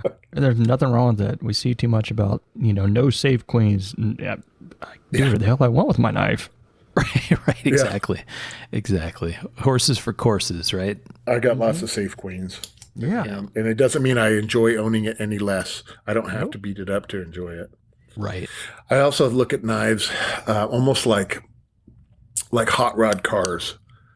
They're completely unnecessary and oftentimes borderline useless, but so cool. And you don't have to, say you had like a 1950 Mercury with a chop top, like Cobra. Remember that one they had with the lowrider one?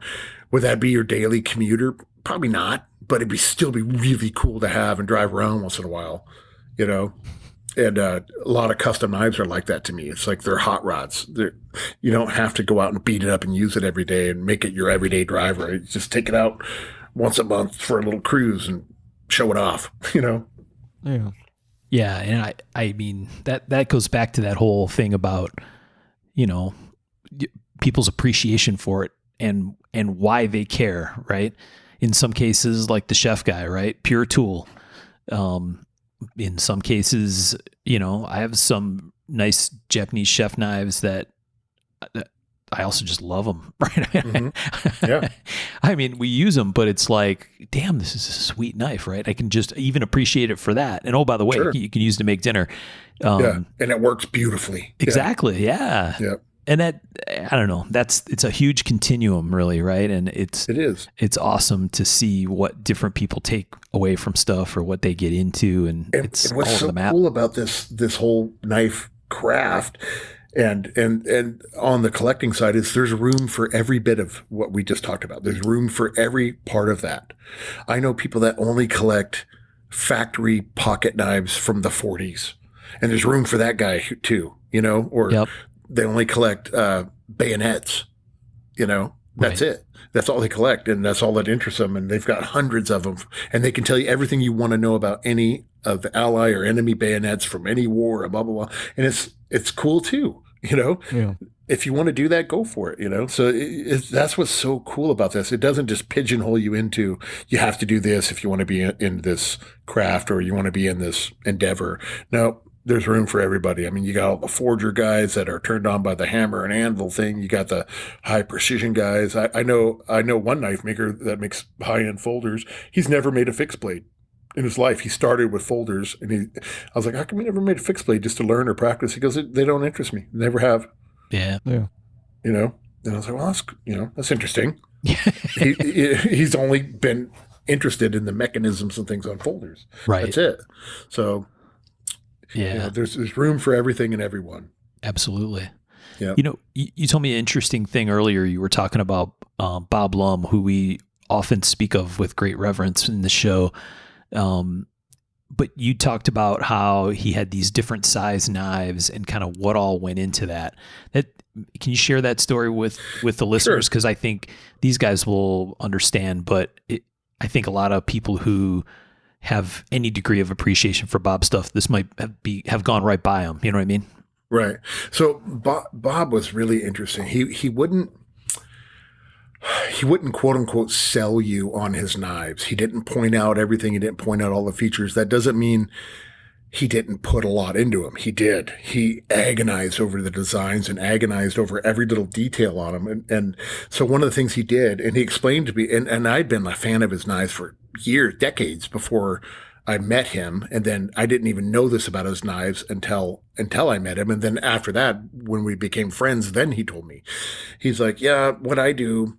And so let's say he often did 4 sizes, at least 3, sometimes 4 sizes of his more popular models.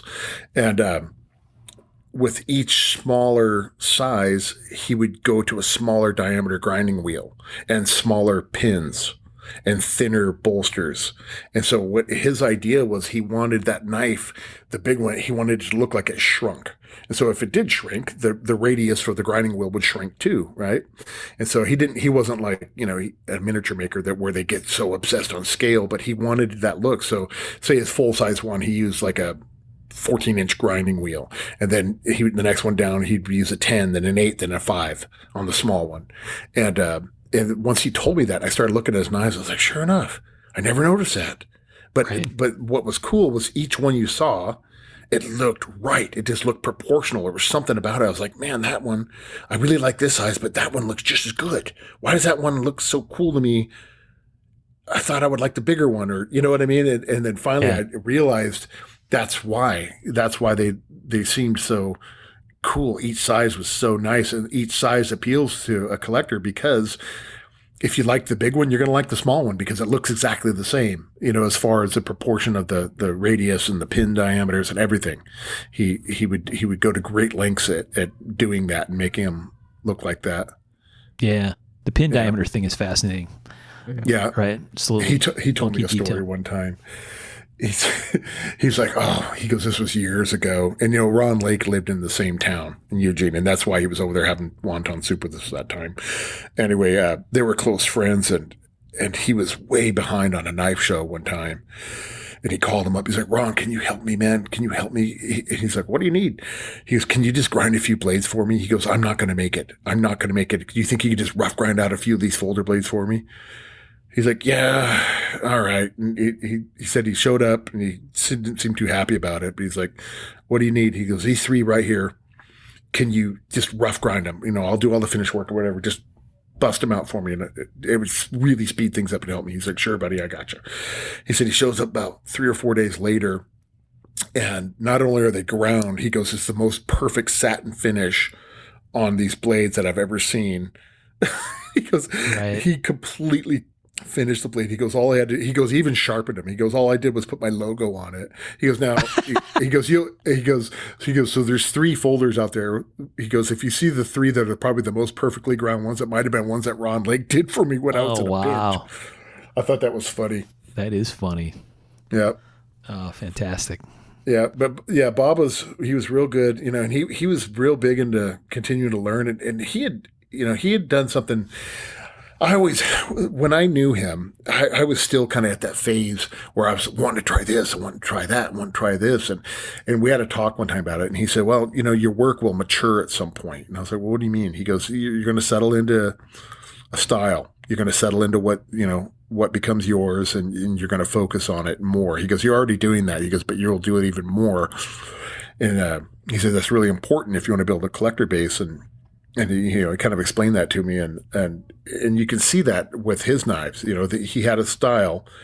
So if you flip it over and you're looking from the the non-logo side, you can tell it's a Bob Lum. Right. And he kind of explained to me how important that was, and I tried to focus on that, and he told me that. He said, there are the knife makers where you can tell their knife from across the room. You don't have to see the logo. He goes, those are the ones that are going to live on in people's memories, and those are the ones they're going to appreciate and value. So he goes, the ones where you're like, well, I don't know who made it. I can't see the logo or this. He goes, those are the guys that are going to fade away. Yeah. And I was like, well, that's kind of interesting. But then on my own, I kind of I figured out that there seems to be 3 types of knife makers, maybe 4, but 3 in general. And so what I've noticed over the decades is you'll have a guy with tremendous technical ability, can really pull off everything that he sets his hand to, but he has no imagination. And so these are the guys that I notice that are making these really high-end slip joints or Japanese style knives or Loveless style things where they don't have to focus any energy on the design itself. Someone else did that for them, and they can focus 100% of their effort into the actual craft of executing that design. And so that's like one type. And I think of like a Tommy Overrinder. I don't know if you've seen his eyes. His knives are like perfect, right? But now he makes some of his own styles. Don't get me wrong, but a big chunk of what he does is reproducing slip joints and different things from the past. According to my eye, they just look like other types of slip joints and things that I've seen before, but they're executed flawlessly, right?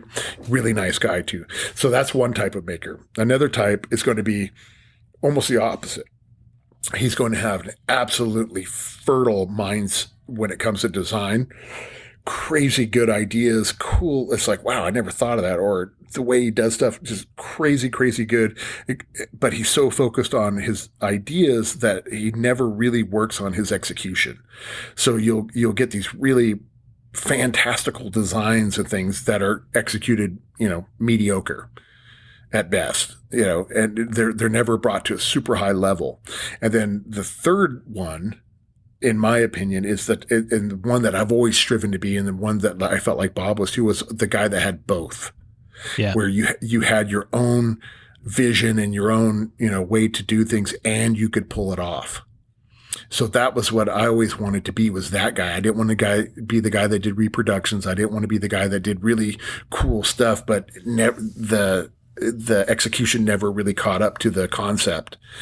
And so that I've always tried to be that third type, and there's other guys too that are, I would say there's another type that just wants to make raw, brutal tools, that doesn't care about either one. They want it to work, and they want it to look good enough to sell, Yeah. They're almost like the businessman, mindset, as opposed to someone that's driven by something.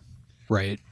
And it's gotten to the point, the industry is so massive now, right? And it's been on such a growth path that there's room for all of that, right? Yeah. We certainly saw the explosion of the, 50 grit pry bar kind of stuff, right? All tumbled or blasted or whatever. And we've seen super art heavy style, super fancy stuff. And realistically today, there's buyers for all of it, right? Very passionate buyers for all of it, which is just wild to think about. It is. Yep. And that's what I tell guys. I'm like, look, there's room for everything. If this is what you really want to do. And that's one of the reasons that I was probably drawn towards the Guild more than the ABS.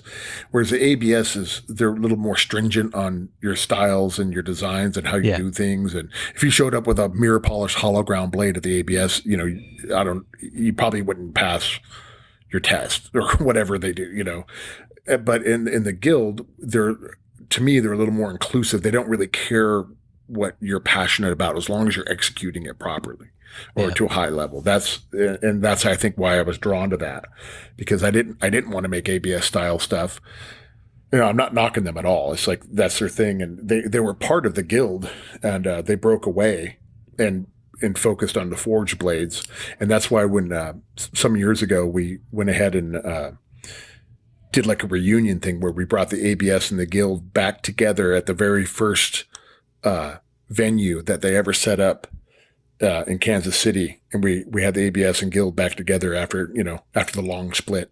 It was kind of a cool. It was called the ICCE show. Yeah, Yeah, Jerry Moen, that was his idea, and he put that together, and it was really cool. It lasted a couple of years, and then it kind of died out. But it was a cool concept, and it was the point of it was like, look, we all started together. It was because we all love knives, and we all wanted to do this, and at some point, the forger guys are like, well, we want to focus more on the forged blade, and we want our own organization that focuses on that, and and they kind of went their own way, but. That being said, it's like, well, it's still all the same thing, Yeah. We're all different parts of the same salad bar here. Right. Yeah, I figured that story was going to go somewhere else. Like, oh, we had the first reunion, and there was crowbars and chains and No. It was cool. I mean, West Side Story brawl. No, it went really well. At this point, it's funny. Years ago, I remember there was a lot of strife between stock removal makers and forgers. Yeah. They called them hammerheads, and, it was like, there was a lot of fighting, and then same type of infighting that happened around CNCs. And there was this, and at this point, it just feels like everyone's kind of over it. It's like, I don't care how you make your knives, dude. Do you like it? Yeah. You're earning a living. Yeah. Good for you, man. Right. Right. Are you having fun with it? If it's not fun, then maybe change something out. But the only time I think there's a problem is when people come out and they're like, my way's the only way to do this, and yours suck if you don't do it like me. Then it becomes a problem, in any venue, not just knives, if someone's like that. But for the most part, that's been my experience. It's like now, I don't know, it's just seemed to settle down. It really has. I remember I was, and Tom could probably tell you this, I was one of the very first knife makers to actually come out of the closet with a CNC. And I took a lot of heat for that, man. A lot of heat. And I used to make video, and people were like, well, Todd's got a magic knife making machine. He don't have to make knives. He just push a button and all these fancy knives pop out the end of it. And I even did a video where I boxed up one of my finished knives and I put it behind the machine and I covered the box with chips. And on the screen, I typed in cool knife. And I was like, there we go with the magic machine. And I zoomed in on the screen and it said cool knife. I was like, well, let's see what it made. And I went around the back, I opened up the box, and I had one of my mini glimpses with niter blue Damascus inlays and all this. And I even said, well, I specified I want a 3/16 diameter bubble wrap at 1/4 pound pressure. And it even did that. And it was unbelievable. And so to this day, I still have people, that was almost 20 years ago I did that. To this day, I still have people that I remember that video with the magic knife making machine. I was like, right. Because I had taken so much heat on that. Now everyone's got a CNC and nobody takes any heat on it, because people kind of realized, hey, it's just a tool, man. It's just part of it, Yeah. Well, and like you said, probably a couple of things, right? A bunch of time goes by and a bunch of bad blood can sometimes soften up, right? And the fact that there's room, like I said, for all of it, right? Maybe it's a little easier in a maybe not less competitive environment, but you know what I mean? Someplace where everybody feels like there's room for them. And that's pretty cool. I think I like the idea. I think it's really fun. Yeah, I do too. And it's funny when I'm kind of looking for prospects to join the guild, I'm walking around and I'm like, hey, join. But what I'm looking at is their execution. And, and I'll talk to anybody that's doing a good job with their work. I don't care what kind of knife they're making, and matter of fact, we got this guy finally, he's a voting member now, and I met him before COVID and all that stuff happened. And I was like, these knives are really cool. And he's like, oh, I want to join guild. And he had this real heavy accent, and he was there and with his wife, and she did most of the talking. And he had these real sci-fi looking blades with different types of acid etching and all these multi-tiered titanium handles. And they were real Star Trek-y looking, And I knew it wouldn't appeal to a lot of different members in the guild or whatever, but he was executing it flawlessly. He was nailing his vision. And so I was like, we'd be happy to have you in the guild, because you're doing your thing and you're doing it well. And, now he's a voting member, and, and he made it through all the inspection processes, and he did it, and I remember talking to some of the guys that were going to do the inspections on him. And I was like, if you don't like the design, don't even bring it up to him, because it's not what you're inspecting. You're not critiquing him on his designs because his vision's different than yours, or he doesn't respect American knife design tradition. He's a Russian, okay, or he's from Georgia. Right. And I was like, he's got his own thing. It's just look at how well he's doing his own thing, and sure enough, they did, and he's a member now. So to me, that's what's important. I don't care if you're making pen knives or if you're making swords, if you're making giant Bowie knives with brute forged sides on it and stag handles, or if you're making modern titanium and carbon fiber flippers. It doesn't matter. It's like what turns you on and how well are you doing it? Yeah. Yeah. Yeah. That's really interesting, and I like that. You brought up kind of the controversy back in the 90s. Yeah. And early 2000s, and really by the when I started it on this journey, I wanted to be in the Knife Makers Guild so bad, and by the time I felt like my work was good enough to be in the Knife Makers Guild, I had no interest because of the infighting. It was off-putting really bad. Yeah. I agree. So- That's why I waited so long. Yeah. Yeah. I like what you're doing. Well, I appreciate that, and it was really, really bad infighting. And a lot of that came from CNCs and lasers and water jet. And there were guys that were kicked out over that. And it was just stupid. It was stupid, and and one of my things was just like, okay, I want to modernize and update the guild into the modern era. So we've actually done that. We had our very first electronic election. For 50 years, you had to travel to the Blade Show if you wanted to vote on something. I just scoured the bylaws, and when they were written, they're written for the times that they were written at. And I've told guys, I'm like, look, these bylaws are not scripture, and they're not the Constitution. These are little rules for our club. Okay, we can change things. Like a perfect example, what I mean by some things have changed is, okay, the online voting. I'm like, okay, a guy's in Europe. He can't come to the Blade Show. He's been a guild member for 7 years or whatever. So now he just doesn't get to vote, right? Right. And I was like, so Jason Fry put together an online vote, and it worked really well. Our first one that we just did it at the last Blade, just before the last Blade Show. There's other things in the bylaws, things like every member must have written materials that he can present, like a catalog. Well, nobody has a catalog anymore. We have websites. But when they wrote those bylaws, there's no such thing as a website. So people had written materials. We had, a catalog. And so things like that. So the spirit of it is you must have something that you can present to the public.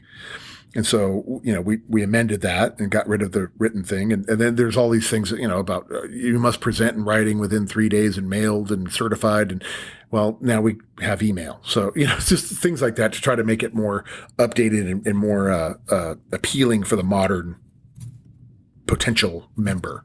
Right. And we're trying to do that. And we're being pretty successful. We've got a really good group on the board right now, I believe. And everyone kind of feels the same way. And we're making as many inroads in that direction as we possibly can. Yeah. Do you get pushback from people? People, very traditional people that don't like all two this new members. thing? Yeah. Okay. Basically 2 guys. And everyone else, most of the members, I would say, believe the same way. They're like, yeah, let's do it. Let's modernize it. Let's update it. Let's, because we're not modernizing and updating the spirit of anything. It's just the technical ways that we go about things, That's really what it is. And there's a couple of things that we've kind of changed on, the processes on inspections and different things like that to make it more modern. But for the most part, we get very little pushback. And the little pushback that we do get from a couple guys, they push on everything. Yeah. That's kind of a hobby for them. I mean, if the ultimate goal of the organization is to ensure or further the concept of maintaining a high level of quality, right? Mm-hmm. Then it seems logical to me that a lot of those things become very secondary, right? Like the details of how you vote and whatever. Right. But I can certainly, knowing gun people and knife people and people in this world, right? I would fully expect some folks to have heartburn and whatever, but got to go back to what it's for, really, right? Exactly. And fortunately, as the president, I can kind of put the kibosh on a lot of that. It's like, okay, heard you. Thank you. Next issue, and so I don't have to sit there and entertain, I don't have to beat the dead horse with you. It's like, Right. I'm moving along, we figure out the next thing that we're going to deal with. And, sometimes, and that doesn't mean we don't listen to every single concern. We do. But as far as the actual modernizing and updating the guild, yeah, for the most part, it's been, I would say 98% smooth with a couple of bumps along the way, but that's to be expected. And it's just part of the process. And it's going good. And it's funny, the people that had issues or concerns when things went really well without those concerns showing themselves, it was like, oh, okay, well, I guess that worked. Great. Things like, you must mail this and that. And I was like, well, how about everybody just give me your email address? Right. And then we'll email that to everybody. And then it was like, there's a couple of guys that don't have computers. I'm like, give me their addresses. Those two guys will get handwritten or, written letters. Yeah. But everyone else that has a computer, that's how we're going to do this. Okay. And then, well, okay. I guess that makes sense. So yeah, that's the technical side of things, but the reason the guild, is going strong, and everyone pretty well agrees on that and how, why it's there. And we're trying to help guys go along and on their journey with this, craft. Right. And, the other thing that it does is, I get a lot of guys that are like, well, what does the guild do for me? Why would I join it in this day and age? I understand years ago it was really important. It was like a mark of, your success and this and that. And I said, well, it still is. I said, it's the most inspected of any knife making organization. You'll go through more inspection in the guild than you will in any other organization. They don't have the performance test, but they do have, you're going to submit more work to be inspected. I said, so what that does is essentially, it's not saying your knives are better. Essentially, when you get that certificate that says I'm a guild member, it's like, it's almost like credentials, that you can show to a new collector. You can say, look, I'm a real knife maker. I've been inspected. I've been viewed in technical committees and interviews. And the other thing it does is it gives a collector recourse, because you're also held to a high standard in your business dealings. So like if a collector has a deal going on with a knife maker that's in the guild and something goes south, they contact me directly, and I step in and I can arbitrate that, and I can put up punishment. I can, towards the guild member. So there's a lot, it offers the collectors a lot more too. It's like, it gives you a little bit of breathing room or some recourse if something goes wrong. Yeah. Yeah. So that's a benefit too. That's something that you can offer to your collector and say, look, if I do you wrong, you've got recourse. Right. Right. At least a path for it. Right. A pathway for it. Yeah. Yeah. And we've had situations since I've been on the board and since I've been president where I have had to do something like that. I've had to take action and step in and force things to happen. And I've had to, one guy, I'm not going to say who it was, but I had to ban him for a year, and it just, so there are situations where that stuff happens. It needs to be taken care of, but we're in a space where that can happen. It isn't the Wild West, it's like people are held to standards here. We're not going to tell you how to make a knife, but we're going to tell you how well you got to make it. And we're going to tell you how you're going to behave, in the marketplace. You're not going to just do this, and this, and get away with it, or you're not going to be, making your knives in China, lying about it, and misrepresenting your work, anything like that. And you're, as far as the guild's concerned, you're in deep trouble, So let's say a maker wanted to become a member of the guild. Walk us through that process. Where would that journey start? So you would go to a member.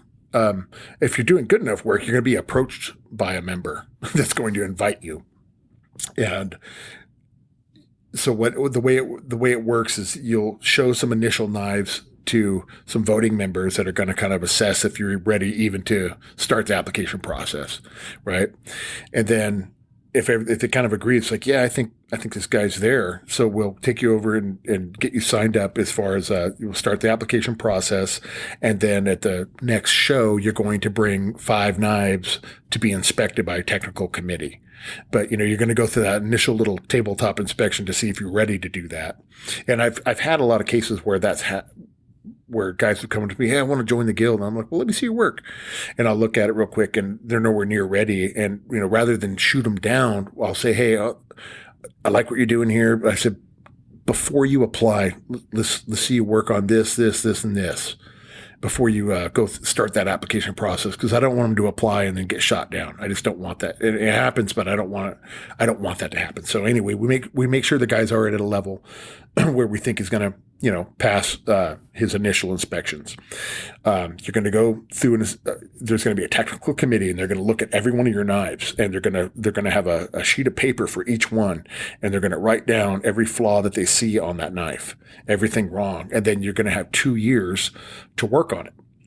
And that's when you come back for when you pass that initial one, you're a probationary member, right? You're not a voting member.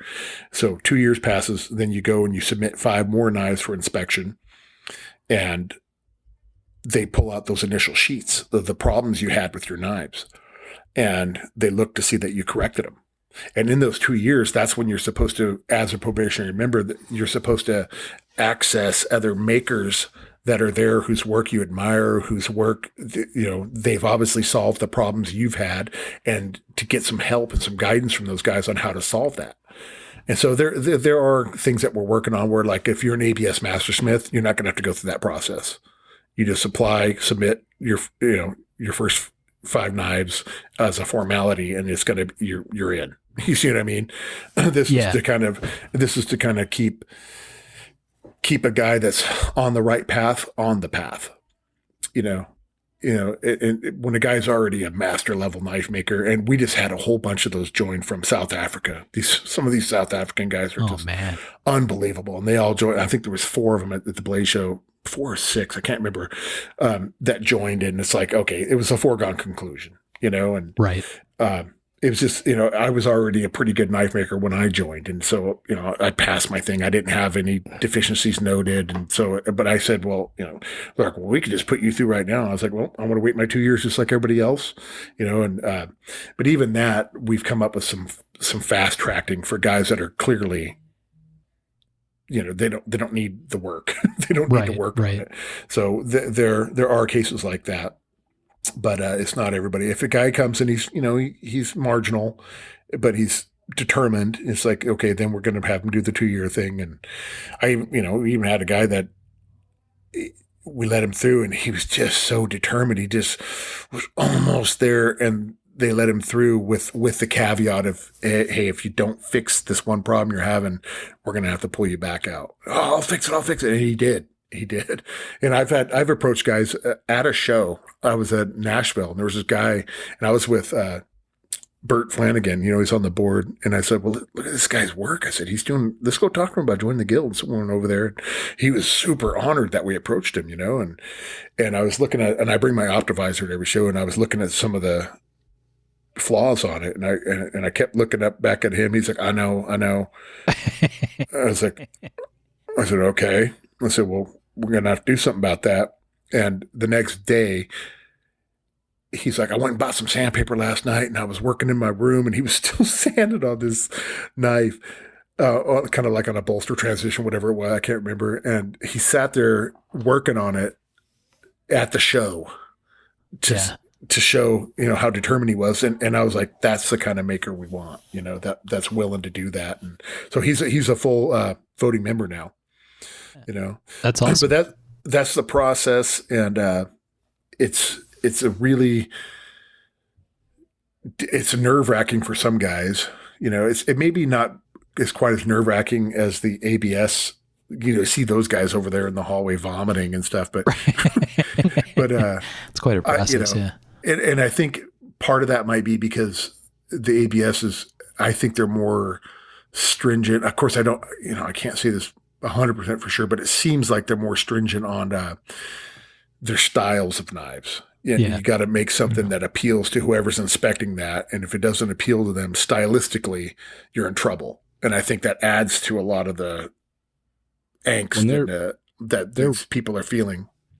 Their rules, like it has to be exactly 6 inches long. You know, there's some rules that are like very nitpicky. Right. And if you don't follow the rules, it's on you. Exactly. And that with the guild, it's like, hey, we don't care what kind of knife you make. We don't, as long as you're executing it properly.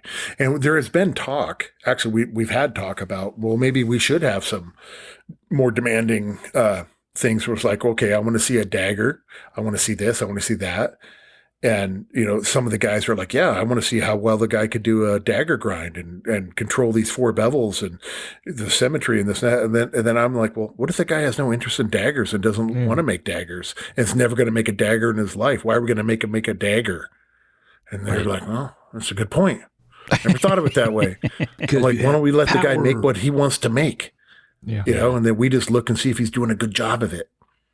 Stop making him make something that he has no interest in, So there's all kinds of ways, and it's constantly evolving. We're trying to do things. We're trying to preserve the past, and cherish, the history of it and all that. Because let's face it, when they put that guild together in 1970, it kind of unified knife making. And if that had never happened, it would still, I think, be kind of a sporadic craft where we wouldn't have all these organizations and rooms full of knife makers and knives and all these things that we have now.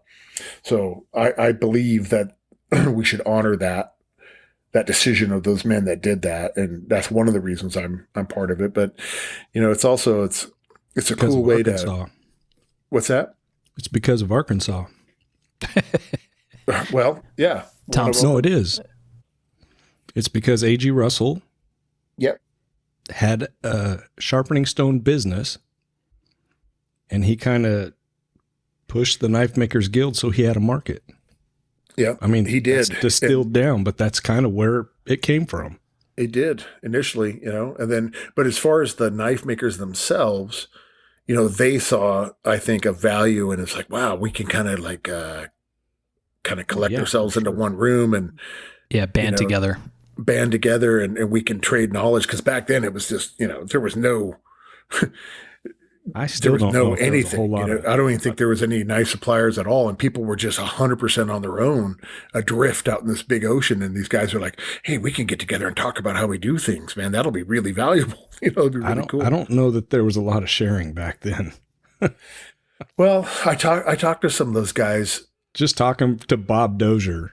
Yeah, I think with Dozier, I don't know. I've met guys, some of those early guys that had said that, so-and-so helped them out. Like one guy, he's still a member, but he was there right at the very beginning, and he became friends with Loveless. And he really wanted one of Loveless's knives. He ended up buying one of them, and he's like, I'm going to try to make one of these. And so he tried to copy it as best he could. And this was back in the early 70s. And he finished it. And he said, well, can I mail it to you and you check it over and tell me what you think? He's like, sure. And he mailed it to him, and he's waiting and waiting and waiting. And he called him. He's like, hey, so what did you think of that? He goes, I mailed you a check. He goes, I'm buying this knife. I guess you're a knife maker now. He's like, really? Cool. Yeah. And he goes, I'm buying this knife. He goes, you did a really good job. And then Bob Loveless started helping him. He goes, all right. He goes, how did you do this slot? And he goes, all right, get this kind of tool, do it like that, get you this kind of vise. And he like really, once he saw how determined he was and what a good job he did on his first effort, then he really opened up and started showing him and telling him everything that he needed. He's like, come on down to my shop, because they both lived in California. He's like, come on down, I'll show you some stuff and this and that, and I'll show you how I do it. And I thought that was really cool, that they did that he did that. And he says, so you hear a lot of stories about guys sharing their knowledge back then too. And it was, even if it wasn't knowledge about actually how to make the knife, they would share knowledge on supplies and where to get stuff and how to make grinding belts and stuff like that. Yeah. you may not share all your techniques, but you could share your knowledge on materials and where to get things.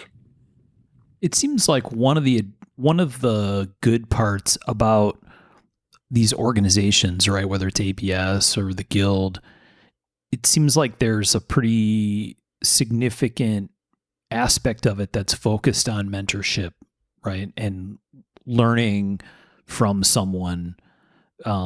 Is that part of what you try to focus on, or is it one of the key pieces in the case of the Guild that maybe people don't necessarily realize at first that kind of comes with it? Like when they hit that point where it's like, okay, here's some stuff you need to go work on. You have a 2-year window to go get straight. And are there resources available for makers, or is the expectation that, I think you mentioned it earlier, they're going to reach out to other Guild members and stuff like that to help make their way? Right. So officially we don't have a structure there.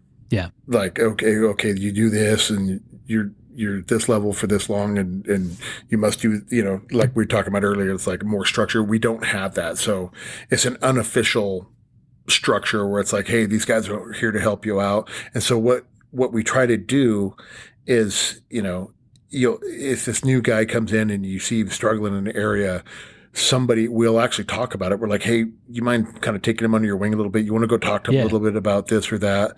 And to show the guy, hey, this guy took notice on his own and decided to help me without me having to go sign up for a class. He just came over and started talking to me, and you do it in a way where you don't embarrass the guy, and you don't, you just start talking to him and trying to get him to improve. You're like, hey, what are the things that they told you need to work on?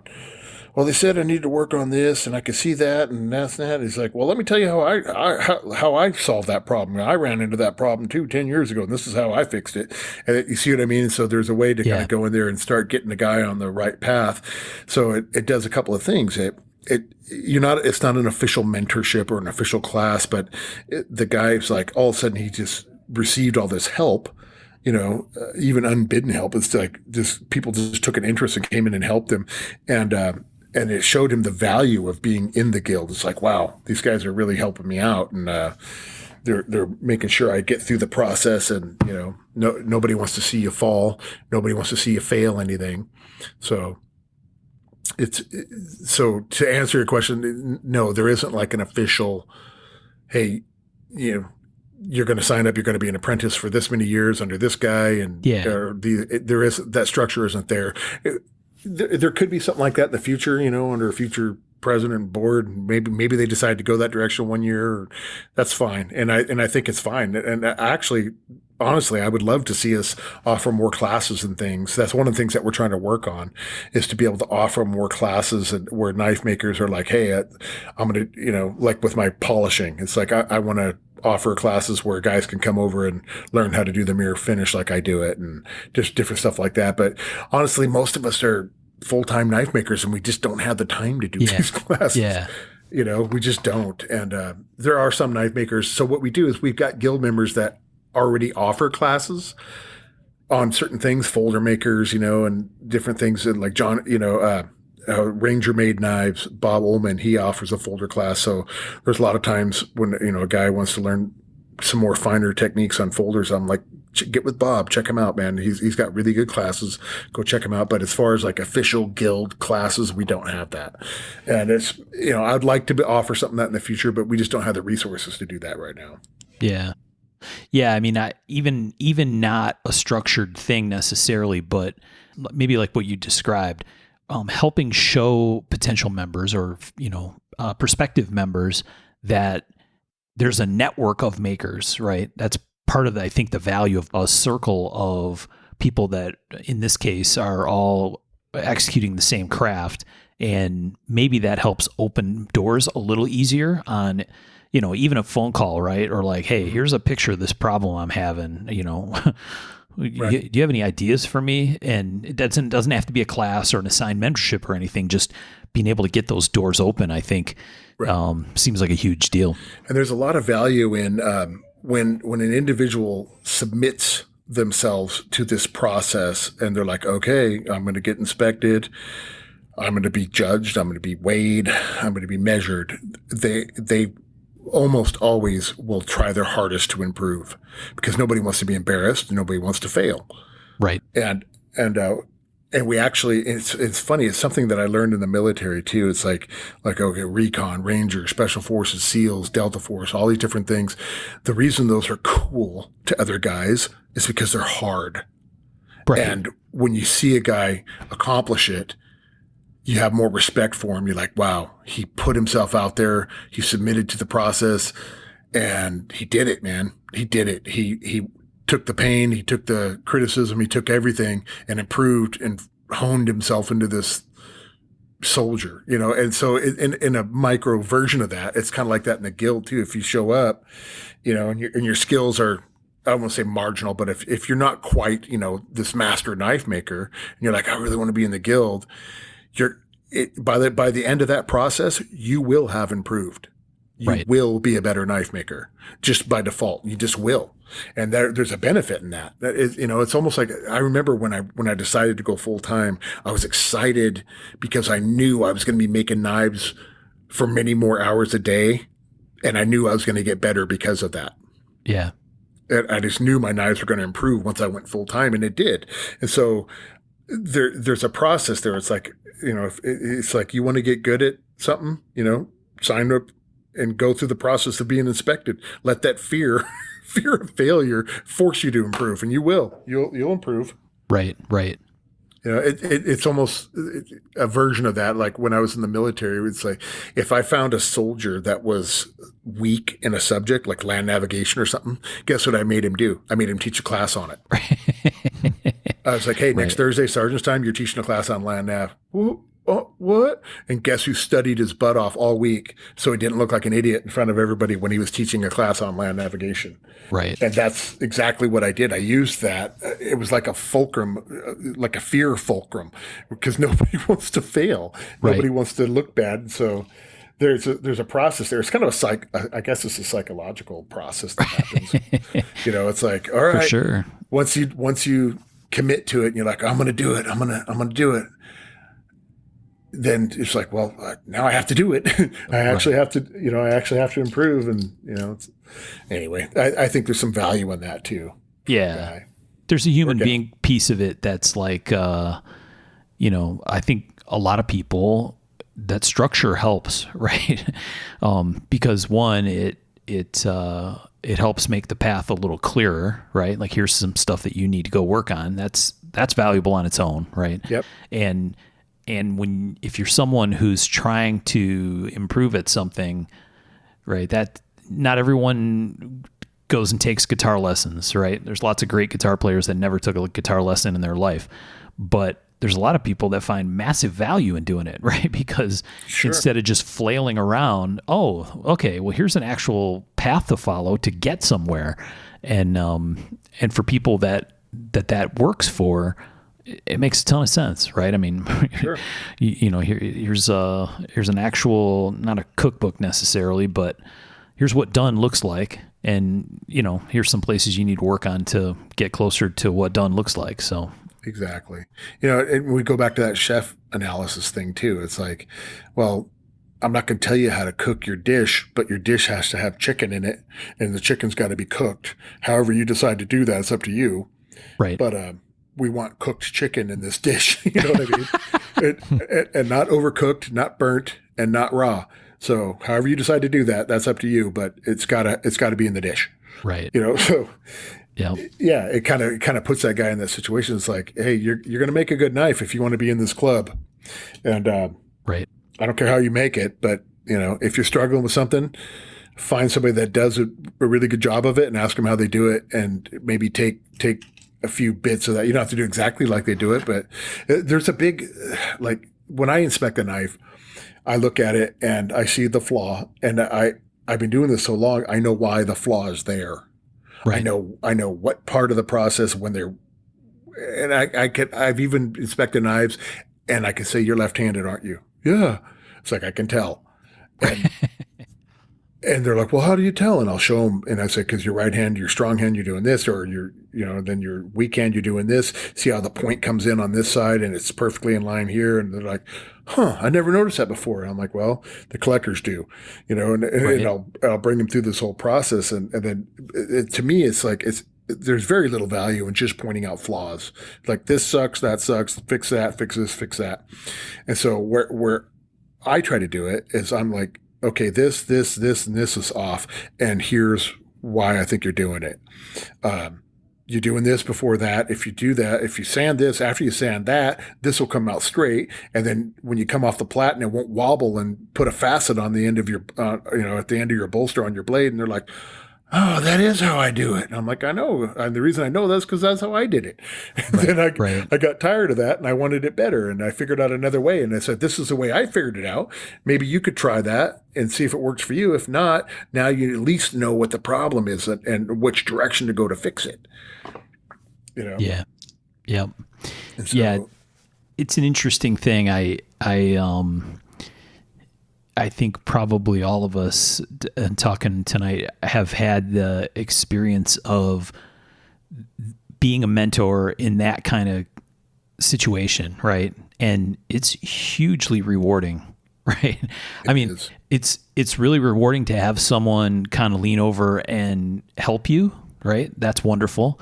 And then at some point in your life, when you can be the person who's doing that for someone else, I mean, that's awesome, right? I love that piece of what I do. And, yeah, yep. Exactly. It's like you're helping somebody. Because I remember all of those times in my shop struggling when there was no help. There was nothing out there. And just looking at these other knives in the books to go, why doesn't my knife look like that? Why can't I do, being so frustrated. And it would have been really cool to have somebody go, look, dummy, this is what you're doing. Right. And you're going, oh, and then you solve this, 6-year problem you've had. Then all of a sudden it's there. Yep. There's a lot of glee that happens when you figure it out on your own. But man, it sure would be nice to have somebody to point you in the right direction when you need it, And that's some of the stuff that the guild offers, and then there's another thing is there's kind of a benefit to belonging to something, where everybody's like-minded, aside from the actual benefits of, hey, I'm going to improve if if I'm going to do this, I'm going to get these benefits, but just everybody being in the same room, everyone's got their badge on, and it's like, you look at all these different people in the room and you all went through the same process. You all have been through the same, kind of like in the military. Once everybody graduated basic training, you look at these different guys. It's like, hey, that guy was there when I was going through this. That guy was there when he went through the same thing. So there's almost like a camaraderie that happens because you all went through the same thing, So there's kind of a benefit to that too, in a certain way for guys. Yeah, that's very cool. Yeah. Well, Todd, as I expected might happen, we're pretty far along and we have a ton of stuff to talk about still. That's funny. Would you be down to do a second part with us? I absolutely would. Yep. Yeah. Let's do it. Yeah, I think that'd be really cool because we got a big list of other stuff we wanted to talk about. Design process. I yammer on too long. You're like, gosh, I wish you would shut up so we go on to the next topic. Yeah, we have a rich history of getting chatty Cathys to come on with us on the show. So that's funny. Yeah, I'd be happy to do that, guys. We'll do a part 2 or 3 or whatever we got to do to get through it. No, you're doing a great job, Todd, because we've got a little chat room that we communicate with, and we'll be like, let's touch on this, and that's where you segue next. So yeah, I know, like you guys messed up and you made it public. I'm reading all your chats. Exactly. It's like that. It's what it feels like. Yeah. No, you know what it is. I've had kids, guys, and I just know what's going on behind the scenes. Yeah, that's right. But no, I would be happy to go on another episode or more, or part 2 or 3, however you want to do it, and keep going. I've really enjoyed this process, and I really appreciate what you guys have done getting together and doing this, and this avenue and this venue that you've made. it's just really cool for the knife community. And I appreciate the efforts that you've put into it.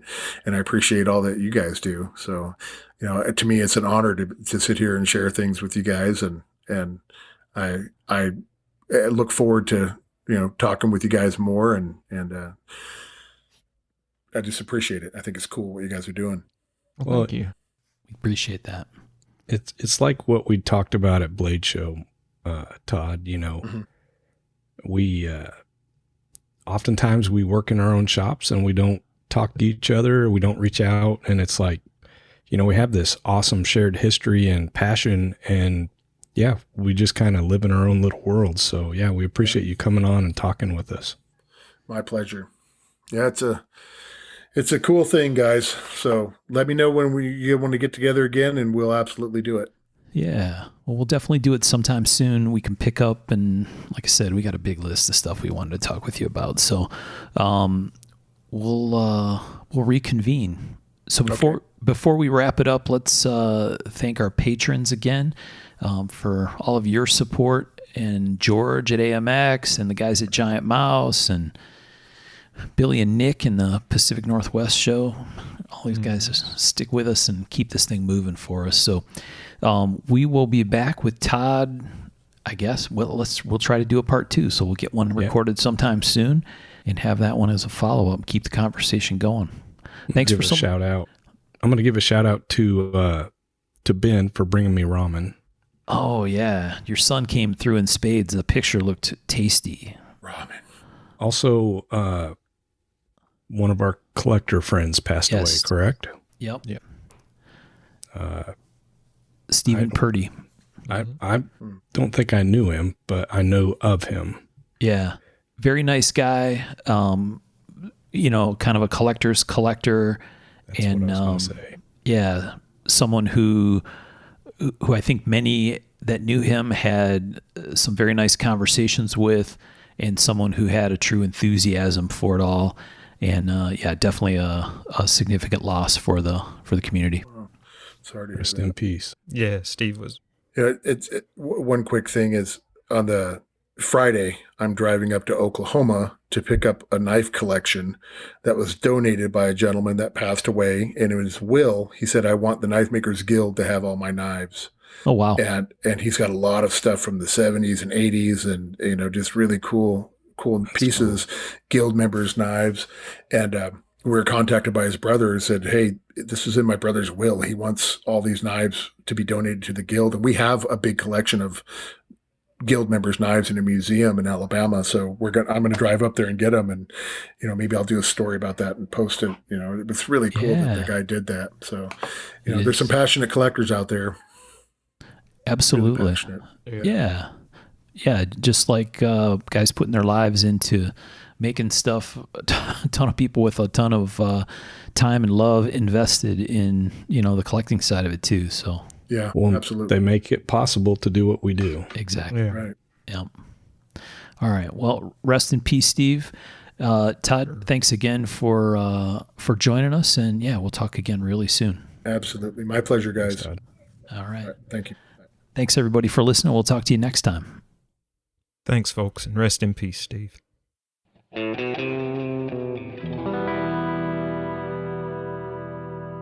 To learn more about our makers, you can find Tom Crine on the web at crineknives.net, in his Facebook group Crine Knives, or in his Instagram account at Crine Knives. For Michael Birch, check birchtreeblades.com, Facebook group Birch Tree Blade Works, or Michael's Instagram at birchtreeblades. For myself and the Raygun Bead Project, we're on the web at raygundivision.com. We have a Facebook group called Raygun Division, or my personal Instagram at msteiner. For those interested in photos, references from the show, or some discussion about the show itself, you can find us on the web at markofthemaker.com, in a Facebook group called Mark of the Maker, or on our Instagram at Mark of the Maker. Last but not least, the ultra cool and haunting background music we use for the show is a piece called Noir Guitar by Stevie's Amp Shack, found at the Free Music Archive and licensed under Creative Commons CC BY 4.0. Thanks for listening.